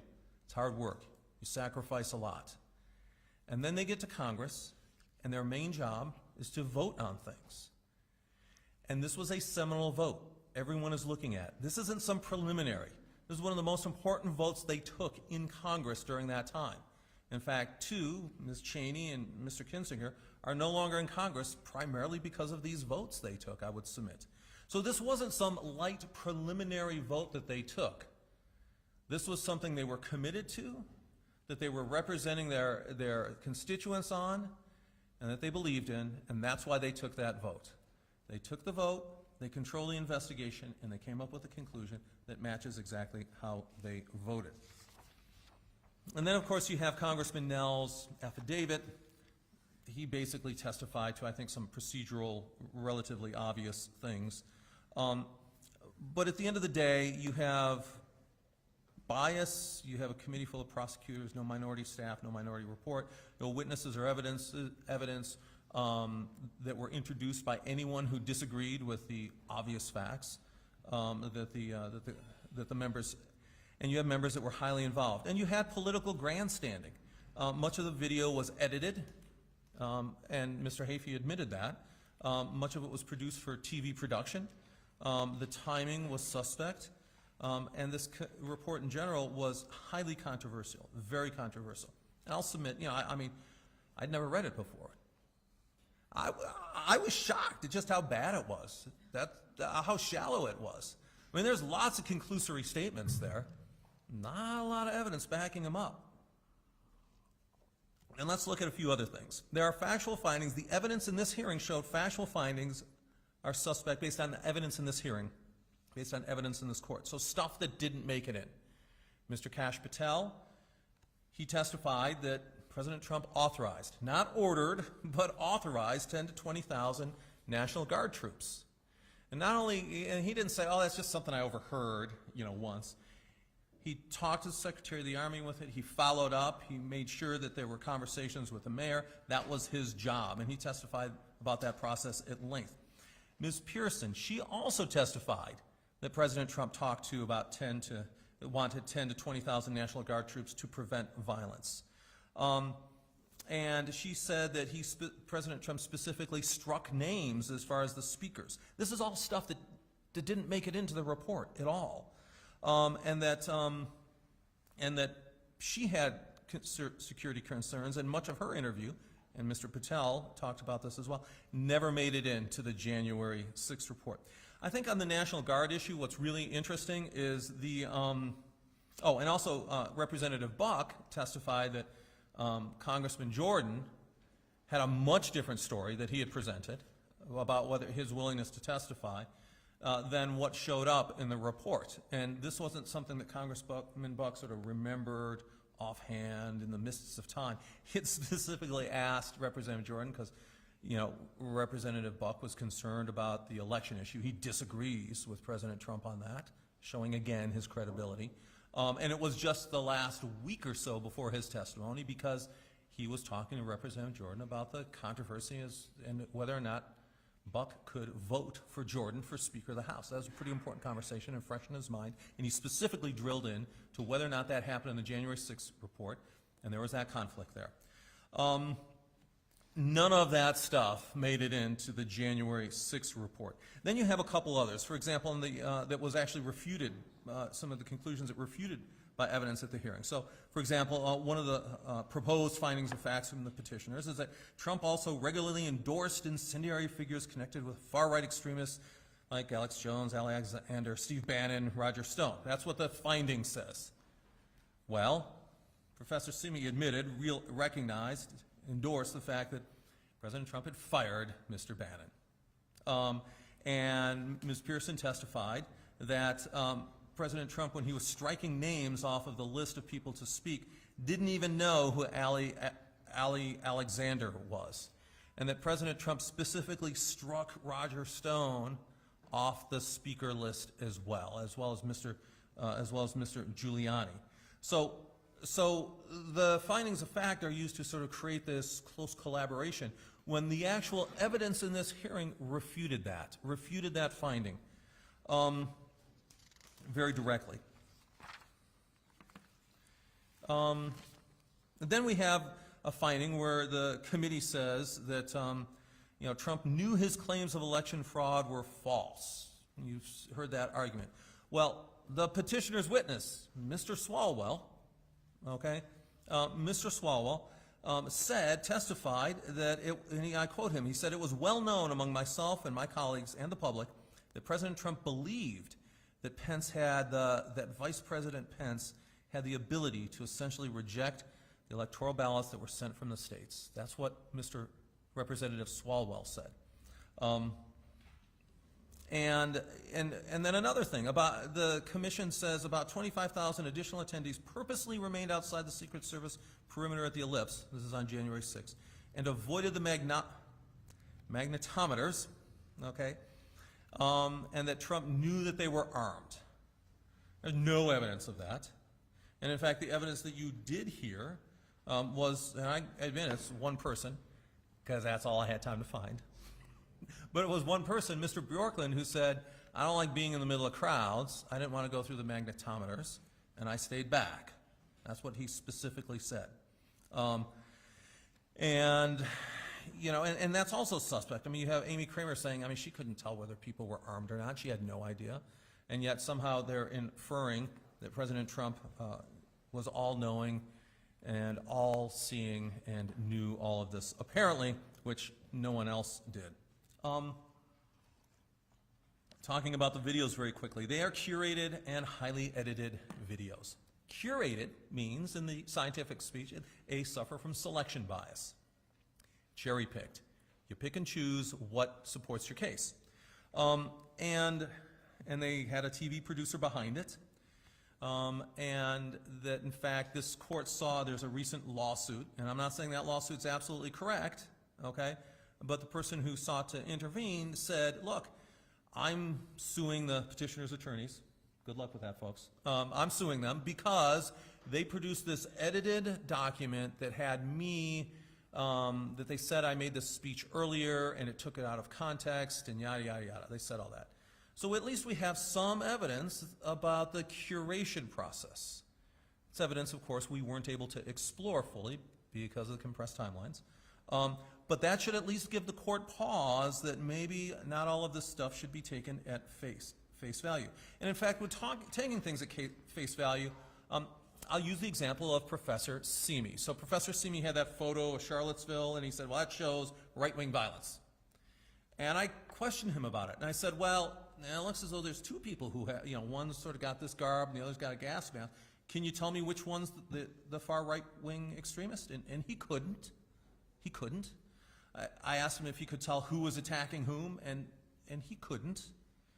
As though was one stabbing the other, or is one grabbing that flagpole from the other, or is one hit the other and in the process of doing, and he didn't know. He didn't know who was committing violence. He didn't know who was on which side. And I think that's an example of curated videos, curated photos, absent personal testimony saying, "Yeah, that was me," or "That's something I took." So when Hodges says that's a video that I took, that deserves credibility. I'll give him that.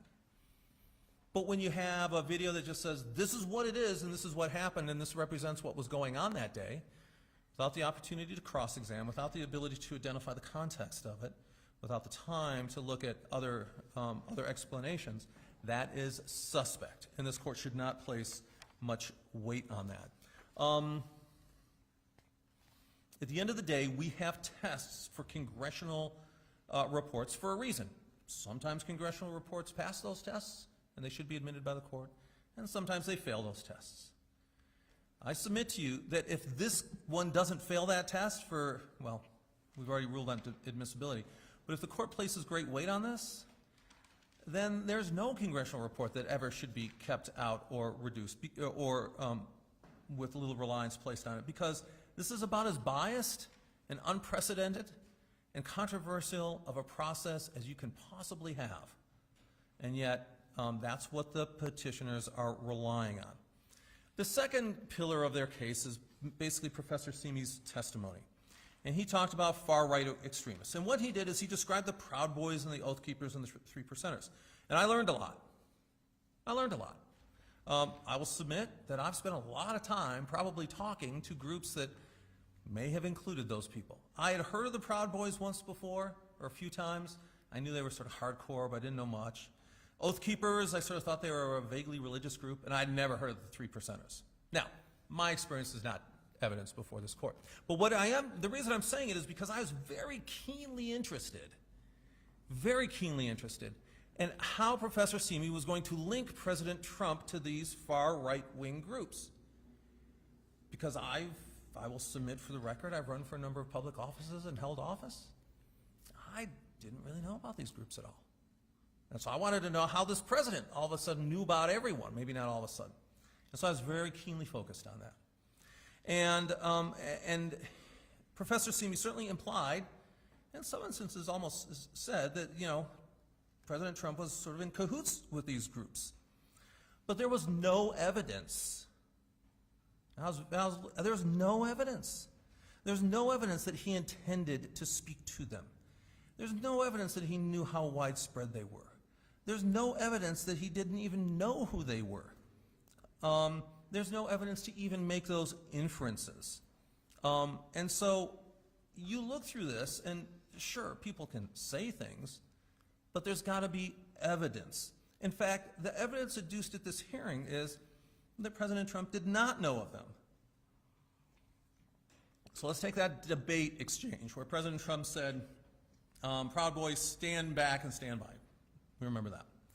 And in fact, the petitioners were questioning Professor Simi about it, and they showed the exchange.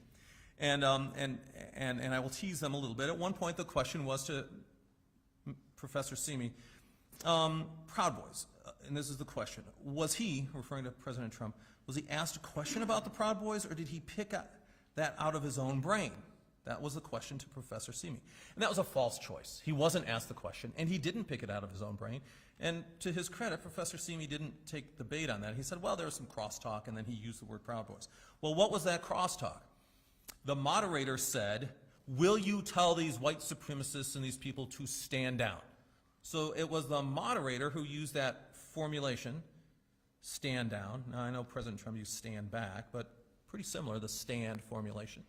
And President Trump says, well, it's Antifa's fault, and there's all this back and forth, and it's Joe Biden who suggests Proud Boys are the people. That's why we included the transcript, and you're welcome to listen to the video. It's Joe Biden who uses the word Proud Boys. And so President Trump says, well, Wallace says stand down, so I say stand by, and then former Vice President, President Joe Biden says Proud Boys, so he does what the two of them ask him to do. That's how he came up with Proud Boys.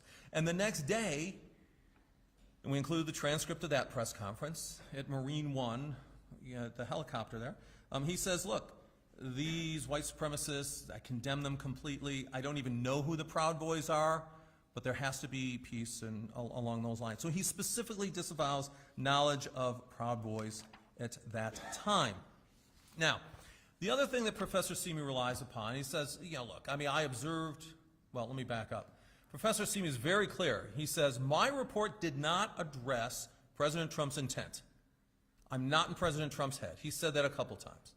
What he did say is, he says, well, what President Trump did was characteristic of sort of the speech patterns and methods of speaking that are part of far right-wing extreme conversations and speech. And we talked at length about, the use of the 1776, and I asked him these hypotheticals, which frankly were a little personal, because I've used that phrase, and I didn't know I was talking about Proud Boys or Three Percenters or whoever the heck they were. And so Professor Simi talked about how these sort of methods of speech.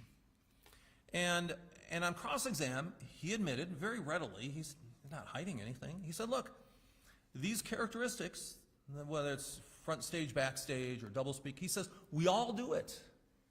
And in fact, politically, people do it regularly all the time. And conspiracy theorists, he agreed with me, sort of with the Hofstadter, the paranoid style of American politics. There have been conspiracy theorists and floating around political discourse for a very long time in U.S. politics. And he said, so all these methods, all these patterns are common to political discourse.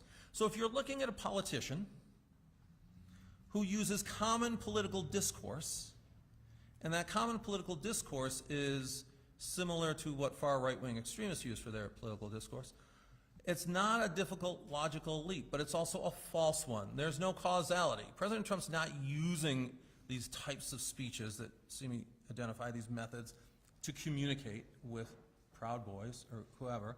He's using them because everyone else does, and that's how people talk. And that's why we included the video where we have lots of folks, President Biden, Senator Warren, representatives, all using the word fight like hell, take it to the streets, all of that stuff. So that's one example of, frankly, what could be many. Now, Professor Simi from that says, well, President Trump and far-right extremists had a relationship. And my effort to cross-examine him on the Dumb and Dumber movie didn't work out too well. But you still get to hear that on closing argument now. And so there's a scene in this movie played by Jim Carrey, sort of one of the protagonists, and he has a crush on a woman. And he travels to meet her, and he says to her, and I'm quoting, so pardon the language, he says, what do you think the chances are of a girl like you and a guy like me? I traveled a long way, at least you can level with me. He says that to her. He says, what are my chances? She looks at him and she says, not good. And then he says, you mean not good as in 1 out of 100? And then she looks at him with sort of a mixture of pity and sorrow and perhaps disgust and says, I'd say more like 1 out of 1,000,000. And then the character has a long pause, and he smiles, and he's very happy, and he says, so you're telling me there's a chance? That's what he says. And he just gives out this big whoop, and she's just astonished. That's sort of the scene. And so to say that President Trump had a relationship with the far right-wing extremists would be analogous to saying that this character had a relationship with this woman, or vice versa. There was no relationship except in one person's head, and that was the character played by Jim Carrey. A more sinister analogy, more sinister, that's not humorous, would sort of be John Hinckley and Jodie Foster. If you remember, John Hinckley was a person who tried to assassinate President Reagan. And the reason he did that is because he had this obsession, this crush on Jodie Foster, and wanted to sort of prove himself and do something great. It would be like saying that they had a relationship. No, there was no relationship there. It was John Hinckley's obsession, and Jodie Foster had no relationship with him. So when Professor Simi says there is a relationship there, or there's involvement there with President Trump, no. That's at best unrequited love on behalf of the far right-wing extremists who may like President Trump, may be inspired by President Trump, but there's no evidence that it ever went the other way. And to call that a relationship is like calling a stalker and their victim having a relationship. It is just wrong. Now, let me talk about some of the legal standards and whatnot. Let me start with engage. So engage does not equal incite. And we've not, I'm going to phrase this a little bit different. I'm going to try and be a little bit different than our briefings because you've read all that stuff. All right, so please pay attention. I'm not just going to repeat myself, I hope. Engage and incite are two fundamentally different activities. Engage means to participate in an activity, to be involved in it. Incite means to provoke and urge on, to move others to action. They are different activities. So when you say engage includes incite, you're actually saying that engage includes a fundamentally different activity than the normal meaning of incite, the normal meaning today, and frankly, the normal meaning back then. And when I say back then, during that, I mean, there wasn't an issue about launching an insurrection when the 14th Amendment came about. The insurrection had occurred, the rebellion, the enemies, the war between the states. And so Congress, I submit, was looking at engage. And the reason why Professor Delahunty talked about the Confiscations Act of 1862 is because Congress specifically used the word incite as well as engage, and then used a much different formulation for Section 3. Oh, by the way, the experts, okay? They're testifying the law. And I'm hopeful that they were helpful for this court. And they're testifying the history, and that's what judges do. And so for them to say, well, our experts got a bigger resume than your expert, and our expert's really smart, and yours isn't, whatever. Okay? We need to look at the actual sources and the reasoning behind it. Okay? And I like Professor Maglioka. I'm teasing a little bit there. But when Maglioka testified about what incite, why incite means engage, let's actually, I'm going to zero in on this a little bit.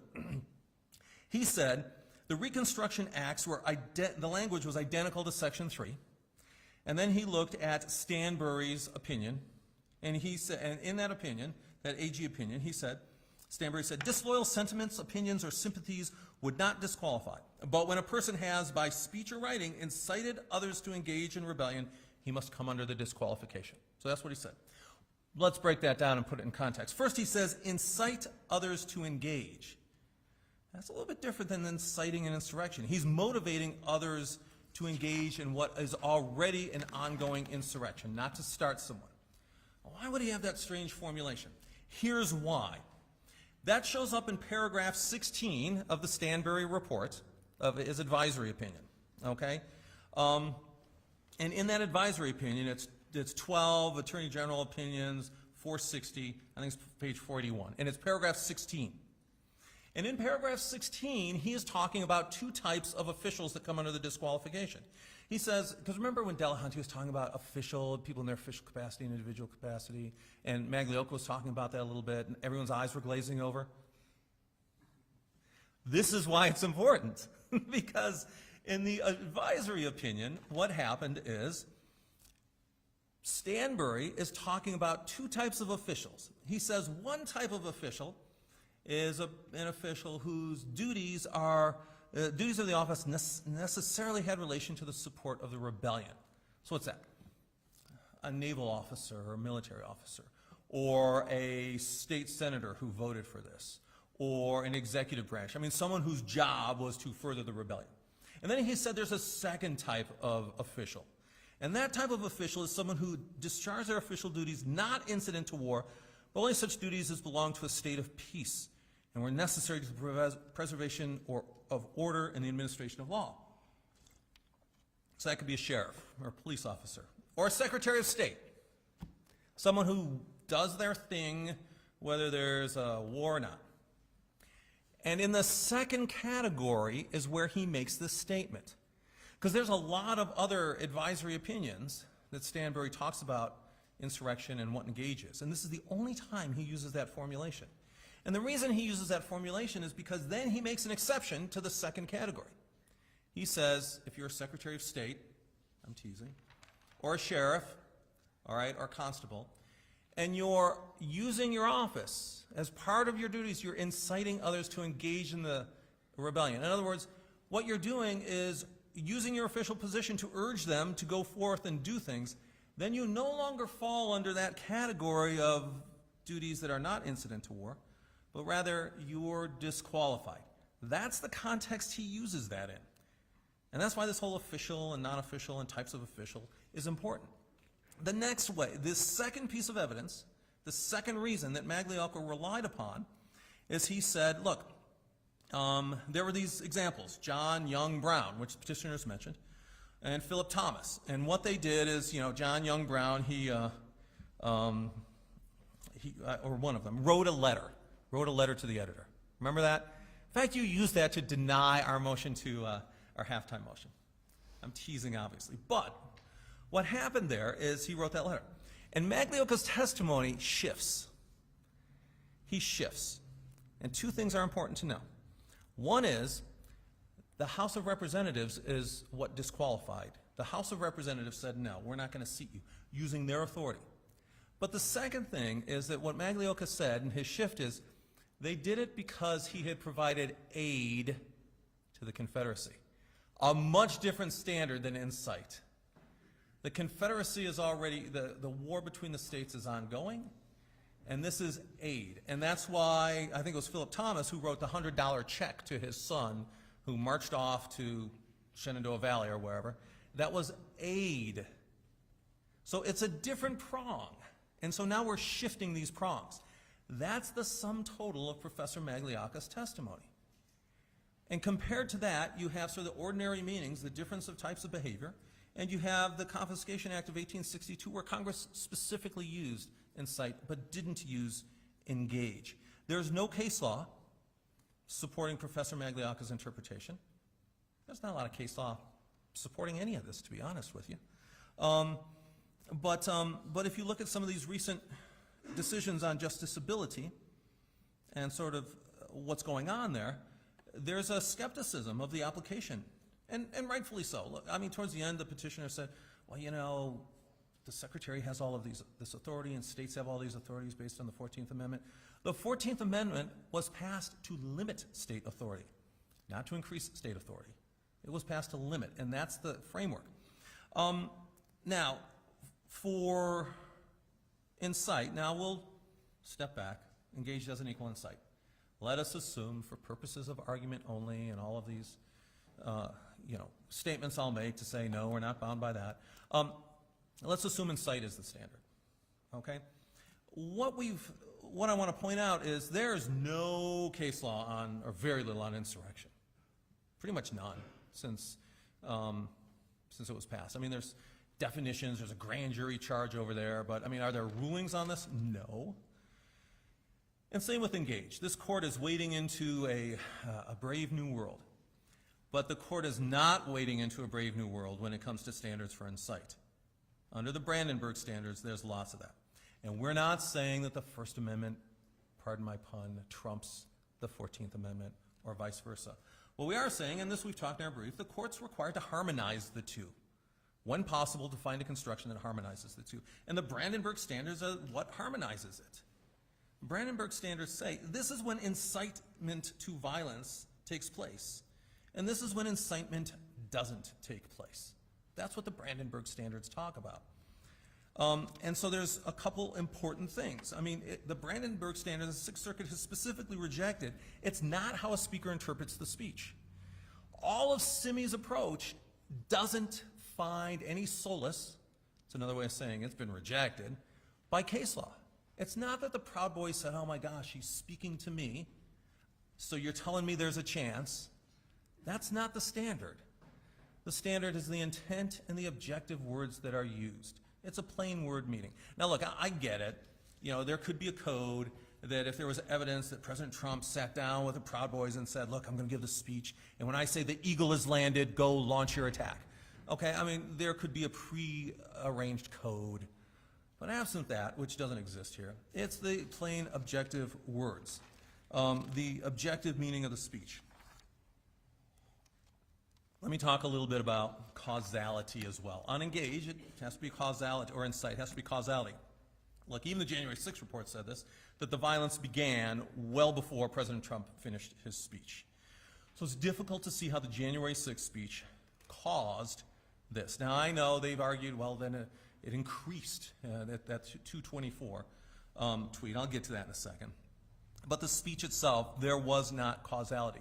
And all the stuff pre-6, it fails the imminence test.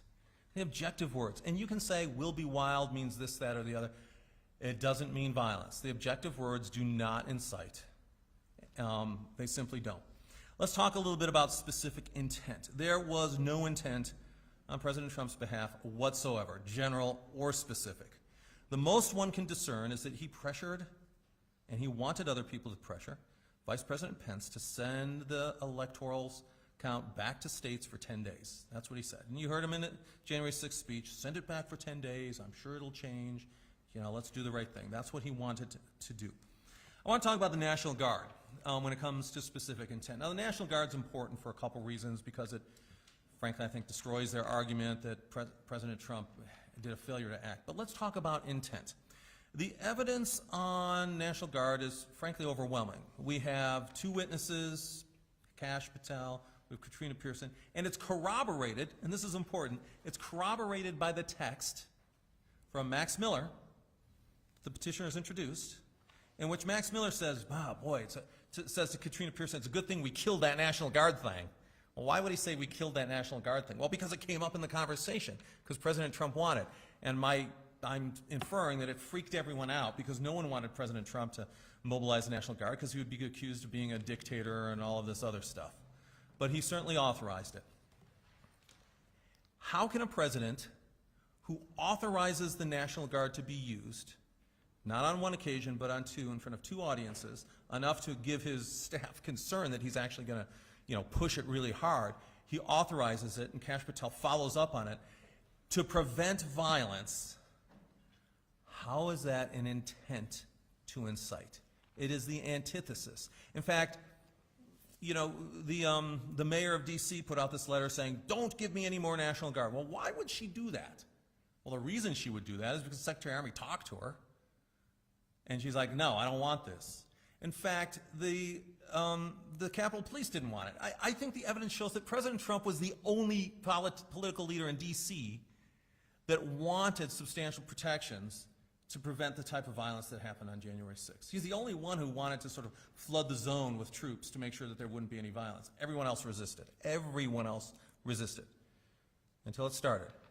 And then, of course, the National Guard was mobilized, and because they already had President Trump's authorization. In fact, the National Guard was already, according to Kash Patel, was one of the fastest mobilizations. It happened within a couple hours of the mayor asking for the National Guard. I don't know if you know a lot about the National Guard. I used to serve in the reserves. And mobilizing part-time soldiers, Marines, I'll be respectful to Mr. North who served there, is just a hot mess. It doesn't happen in 2 hours unless there has been substantial time pre-positioning people, getting them ready to go to staging points, making sure you have the transportation and equipment and logistics in place so that you can mobilize part-time soldiers from a disparate area in 2 hours. That is pretty amazing. And it shows that there were actual steps taken by the military with President Trump's authorization to mobilize the National Guard. So, lots of evidence that he wanted to do that.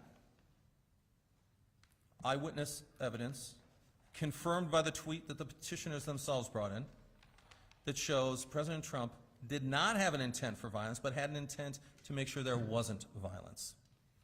All right, I don't have a lot of time left. Insurrection. I said earlier on that they're just picking something out of the hat for a definition of insurrection, and they point to this definition. If you look at that definition, it differs fundamentally from the definition they put in their complaint. Paragraph 369, I believe it was. That was an assembly of persons, and an assembly means a group organized for a purpose, acting with a purpose to oppose the continuing authority of the United States Constitution. That's the continuing authority, not 10 days, by force. Okay? So that's a different definition than the one they proposed with Professor Magliocca. And I would urge the court to follow what the Michigan court just said recently. In the Michigan court, and we filed the supplementary authority just the other day, Michigan court said a lot of great things. Rejected a lot of the petitioner's arguments, rejected the secretary's arguments. But one of the things that the court said was, look, we really don't know what insurrection is. There's lots of definitions. In fact, there's as many definitions, I'm trying to find it and I can't, but there are many definitions as people who want to think deep thoughts about them. Professor Magliocca is a smart guy, and I'm not saying that his definition's crazy, but it has no authority. It's him making it up, just like anyone else would make it up. The court said the short answer is there are as many answers and gradations of answers to each of these proffered examples, one of which was insurrection, as there are people called upon to decide them. The violence at the Capitol. No, it wasn't armed. The mob wasn't armed. We had Mr. Hodges, Officer Hodges, talking about how the gun unit was looking for firearms. There were no firearms. No one found them. There's no evidence that Trump knew they were armed. There's no evidence beyond the. So there were some. I admit there were brass knuckles and some pepper spray, but deadly arms. People coming armed to actually cause an insurrection. That's not a bunch of flagpoles. The way it was used, the way President Lincoln used it when he defined it as an armed insurrection, is weapons of war to create force, not makeshift weapons. And I understand violence is inexcusable. It's really hard to say, well, there's such violence, but there's not a lot. But that's what the job of the court is to do. To say, look, this may constitute a riot, but it does not constitute an insurrection. And that's why we said insurrection needs to be grounded in the context and the understanding at the day when it was drafted and when it was ratified. And that is in the context of a civil war. You can't ignore the fact that 620,000 people were killed, that there was a massive armed conflict, and say, well, what they really meant by insurrection was intimidation to prevent a law. No, they were looking at the Civil War, and it was a response to that. All right, real quick, Hillary Rudy. As the Colorado Republican Party correctly noted, the Secretary has never enforced anything like this. The Secretary has no administrative procedures in place to make these determinations. It is, in fact, a ministerial. Look, referring to the form, the major party candidate statement of intent for presidential primary, remember those 3 boxes? The title on the form says qualifications for office, and in parentheses, you must check each box to affirm that you meet all qualifications of the office, close paren. Okay? I was surprised, I'll admit I have a basis for being surprised, that apparently that's just advisory. That's just guidance. And when the Secretary says all qualifications and refers to these 3 boxes, it means something different than when the person signs it and says, I meet all qualifications as prescribed by law. So apparently when a person signs that form, they mean all the federal Constitution, and that apparently gives the Secretary authority and apparently imports all of the constitutional requirements of the Colorado Election Code. But when the Secretary says all qualifications, it's really just advisory for those 3 boxes. They really could be more. That does not bear credibility. And that's because the 14th Amendment is a disqualification. It's not a qualification. I don't have time to quote from the Michigan case. You're certainly capable of reading it. I'd urge you to take a look at that, because that is good persuasive authority on what's going on and how people are looking at this. I would also urge you to take a look at the Minnesota court, which rejected the Secretary's authority. And I'd urge you to take a look at the New Hampshire decision, which basically said this is a political question. On the justiciability issue, self-executing. Look, there's some disagreement before. There's one exchange in the U.S. Senate about whether or not it was self-executing. But when Supreme Court Chief Justice Chase in the Griffin's case says it is non-self-executing, and Congress immediately responds, there is no further debate in the historical record. Justice Chase's view is dispositive, and it is viewed as dispositive. Very quickly, we've not argued this at length. I think we referred to it slightly. The Amnesty Act of 1812, I want to at least preserve that argument. The fact of the matter is Congress did, in fact, provide amnesty going forward, and that law has not been overruled. Let me end with 2 last points. I'd submit to this court that the initial framework that the court's used has sort of led it astray on some of these jurisdictional arguments. And the court early on said that they was preparing this case for Supreme Court review. And I think that's laudable. But I think it created a bias to reaching a factual hearing, because you don't want to dismiss something on a jurisdictional and then comes back, and it has to go back for a factual hearing, bounces back and forth to get everything at once. And then also, I think the court's exchange with Professor with Professor Delahunty, when you were concerned that Professor Delahunty's interpretation would render the 14th Amendment, Section 3, a dead letter. And you talked about that a couple times. It's not a dead letter if this court doesn't make a decision.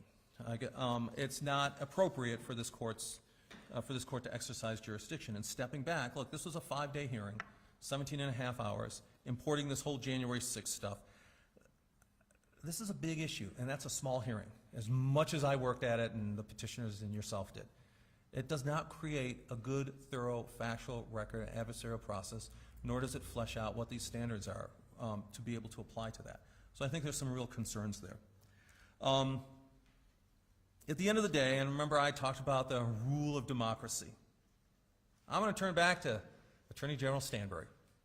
And in his advisory opinions, Advisory 12, Volume 12, 141, page 160, in 1867, the same language, he said, where, from the generality of terms of description, or for any other reason, a reasonable doubt arises, that doubt is to be resolved against the operation of the law, against the operation of disqualification. That's what he said. Two important things. His belief was that it has to be, the standard is beyond a reasonable doubt. So if there's a reasonable doubt, you have to resolve it in favor of holding an election, the democracy canon. And the second point was any ambiguity get resolved that way, because that's frankly what we are as a country. We vote on these issues. Just because, I guess to put it more crudely, look, when you have a hammer, when the court system is that hammer, not every problem is a nail. The fact of the matter is that the people get to decide on this. I submit that the petitioner's evidence relies on the January 6th report. It relies on inferences drawn from the January 6th report. It relies on the conclusions and the characterizations from the January 6th report, none of which meet the objective standards of certainly the Brandenburg line of cases as far as what incitement actually means. None of that meets it unless you buy into the January 6th report's conclusions. And that ain't evidence. It shouldn't be evidence before this court. I think I've come up with my full hour here. Thank God I was able to actually fill it, and hopefully intelligently. I want to thank the court for its time. I want to thank the court staff for its time as well. I know it's been a lot of work. Obviously, as petitioners began, we will end. We're not happy to be here, and we don't think we should be. We'd ask the court to review and reconsider its jurisdictional arguments, but certainly recognize that the easiest way, the most straightforward way, is looking at the well-developed Brandenburg standards and saying that President Trump came nowhere near towards engaging in violence, insurrection, or anything approaching lawless activity. Thank you very much, Your Honor.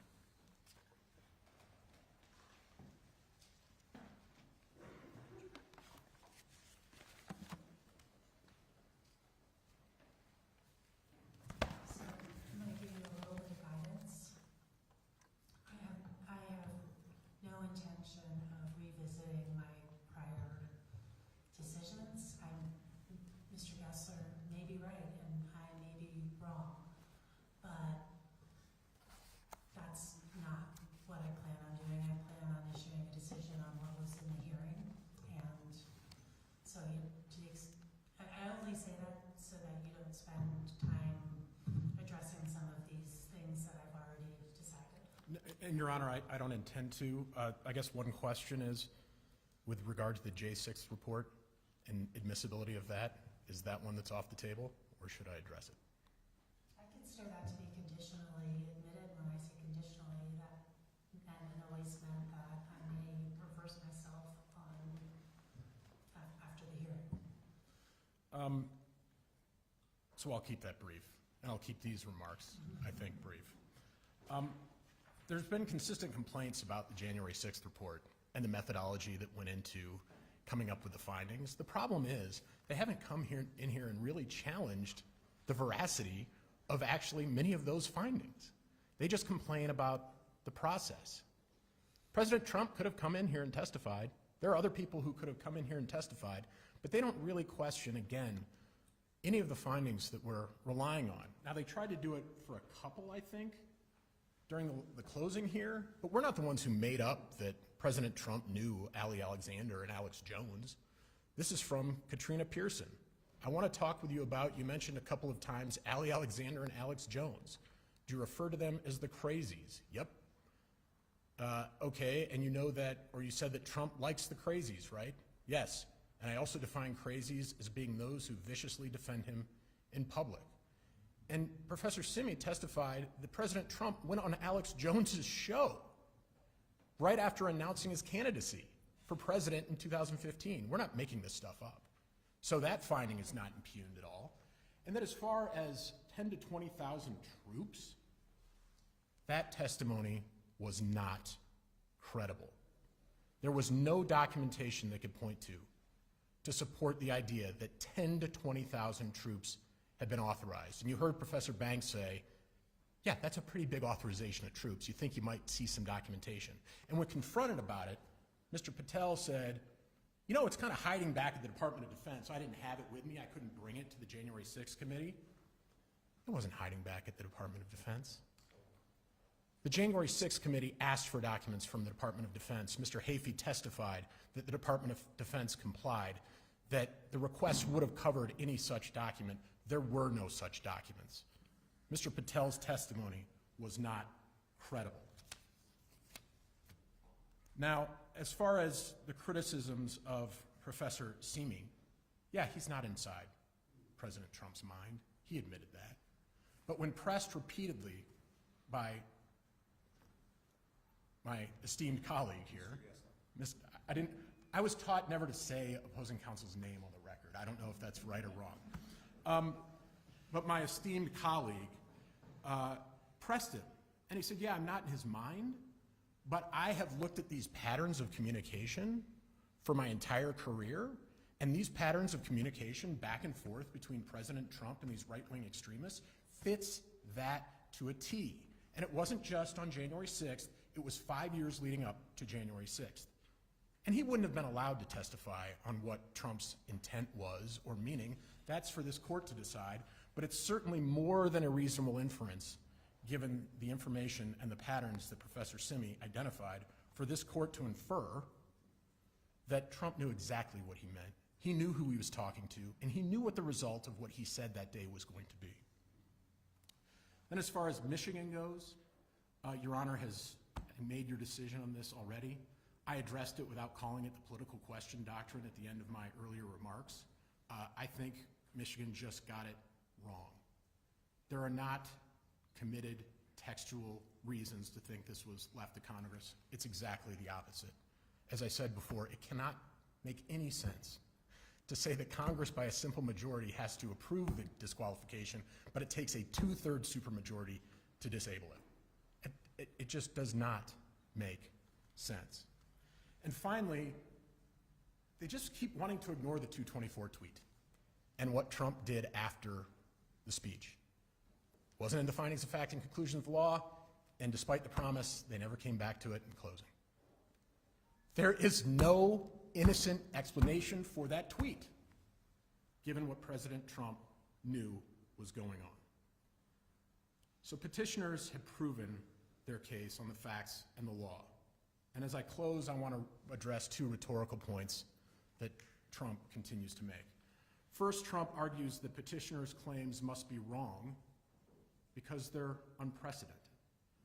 They point out that no court in the history of the U.S. has disqualified a presidential candidate under Section 3 of the 14th Amendment.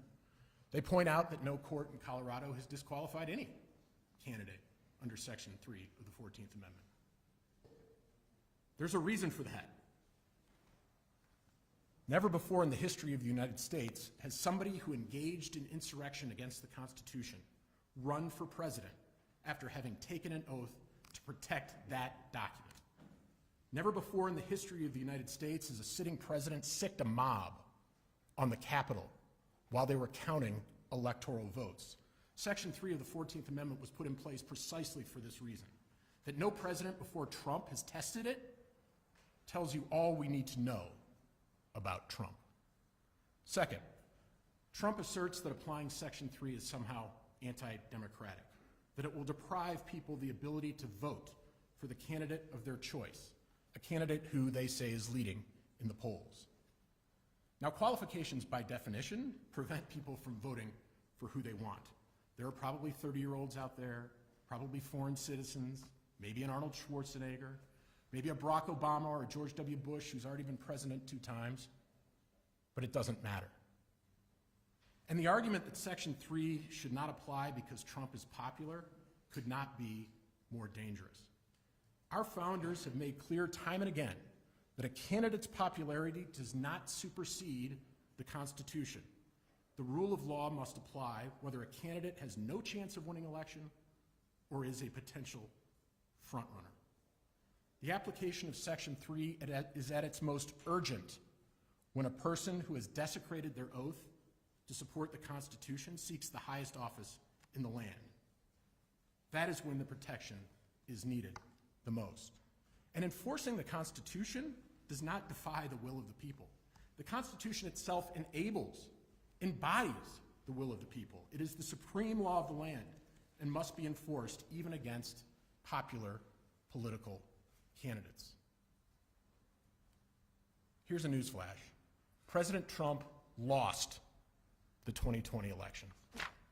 Rather than peacefully hand over power to his successor, as every single outgoing president in the history of our country has done, President Trump chose to do everything he could, say anything he could, to hold on to that power unlawfully. President Trump violated his oath to preserve, protect, and defend the Constitution. President Trump engaged in insurrection against the Constitution. The Constitution is clear. He cannot be president again.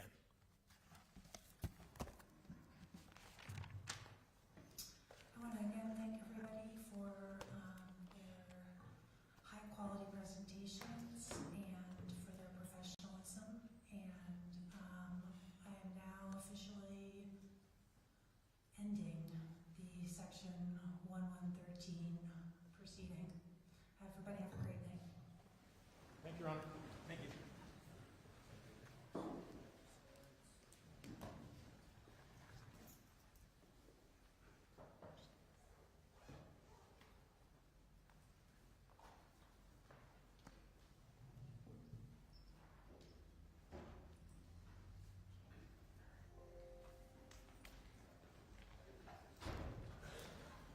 Nice job, all. I wasn't saying it first. He deserves that. Good job.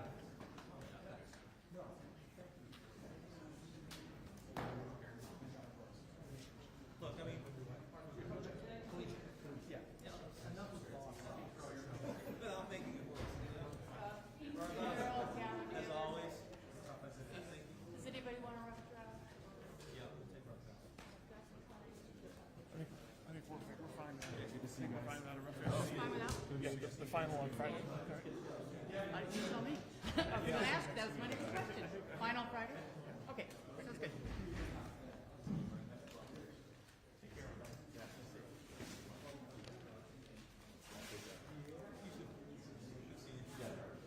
I'm sorry? Yeah.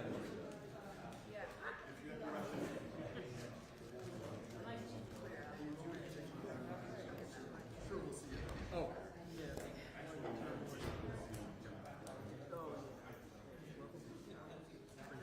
Hey, Scott.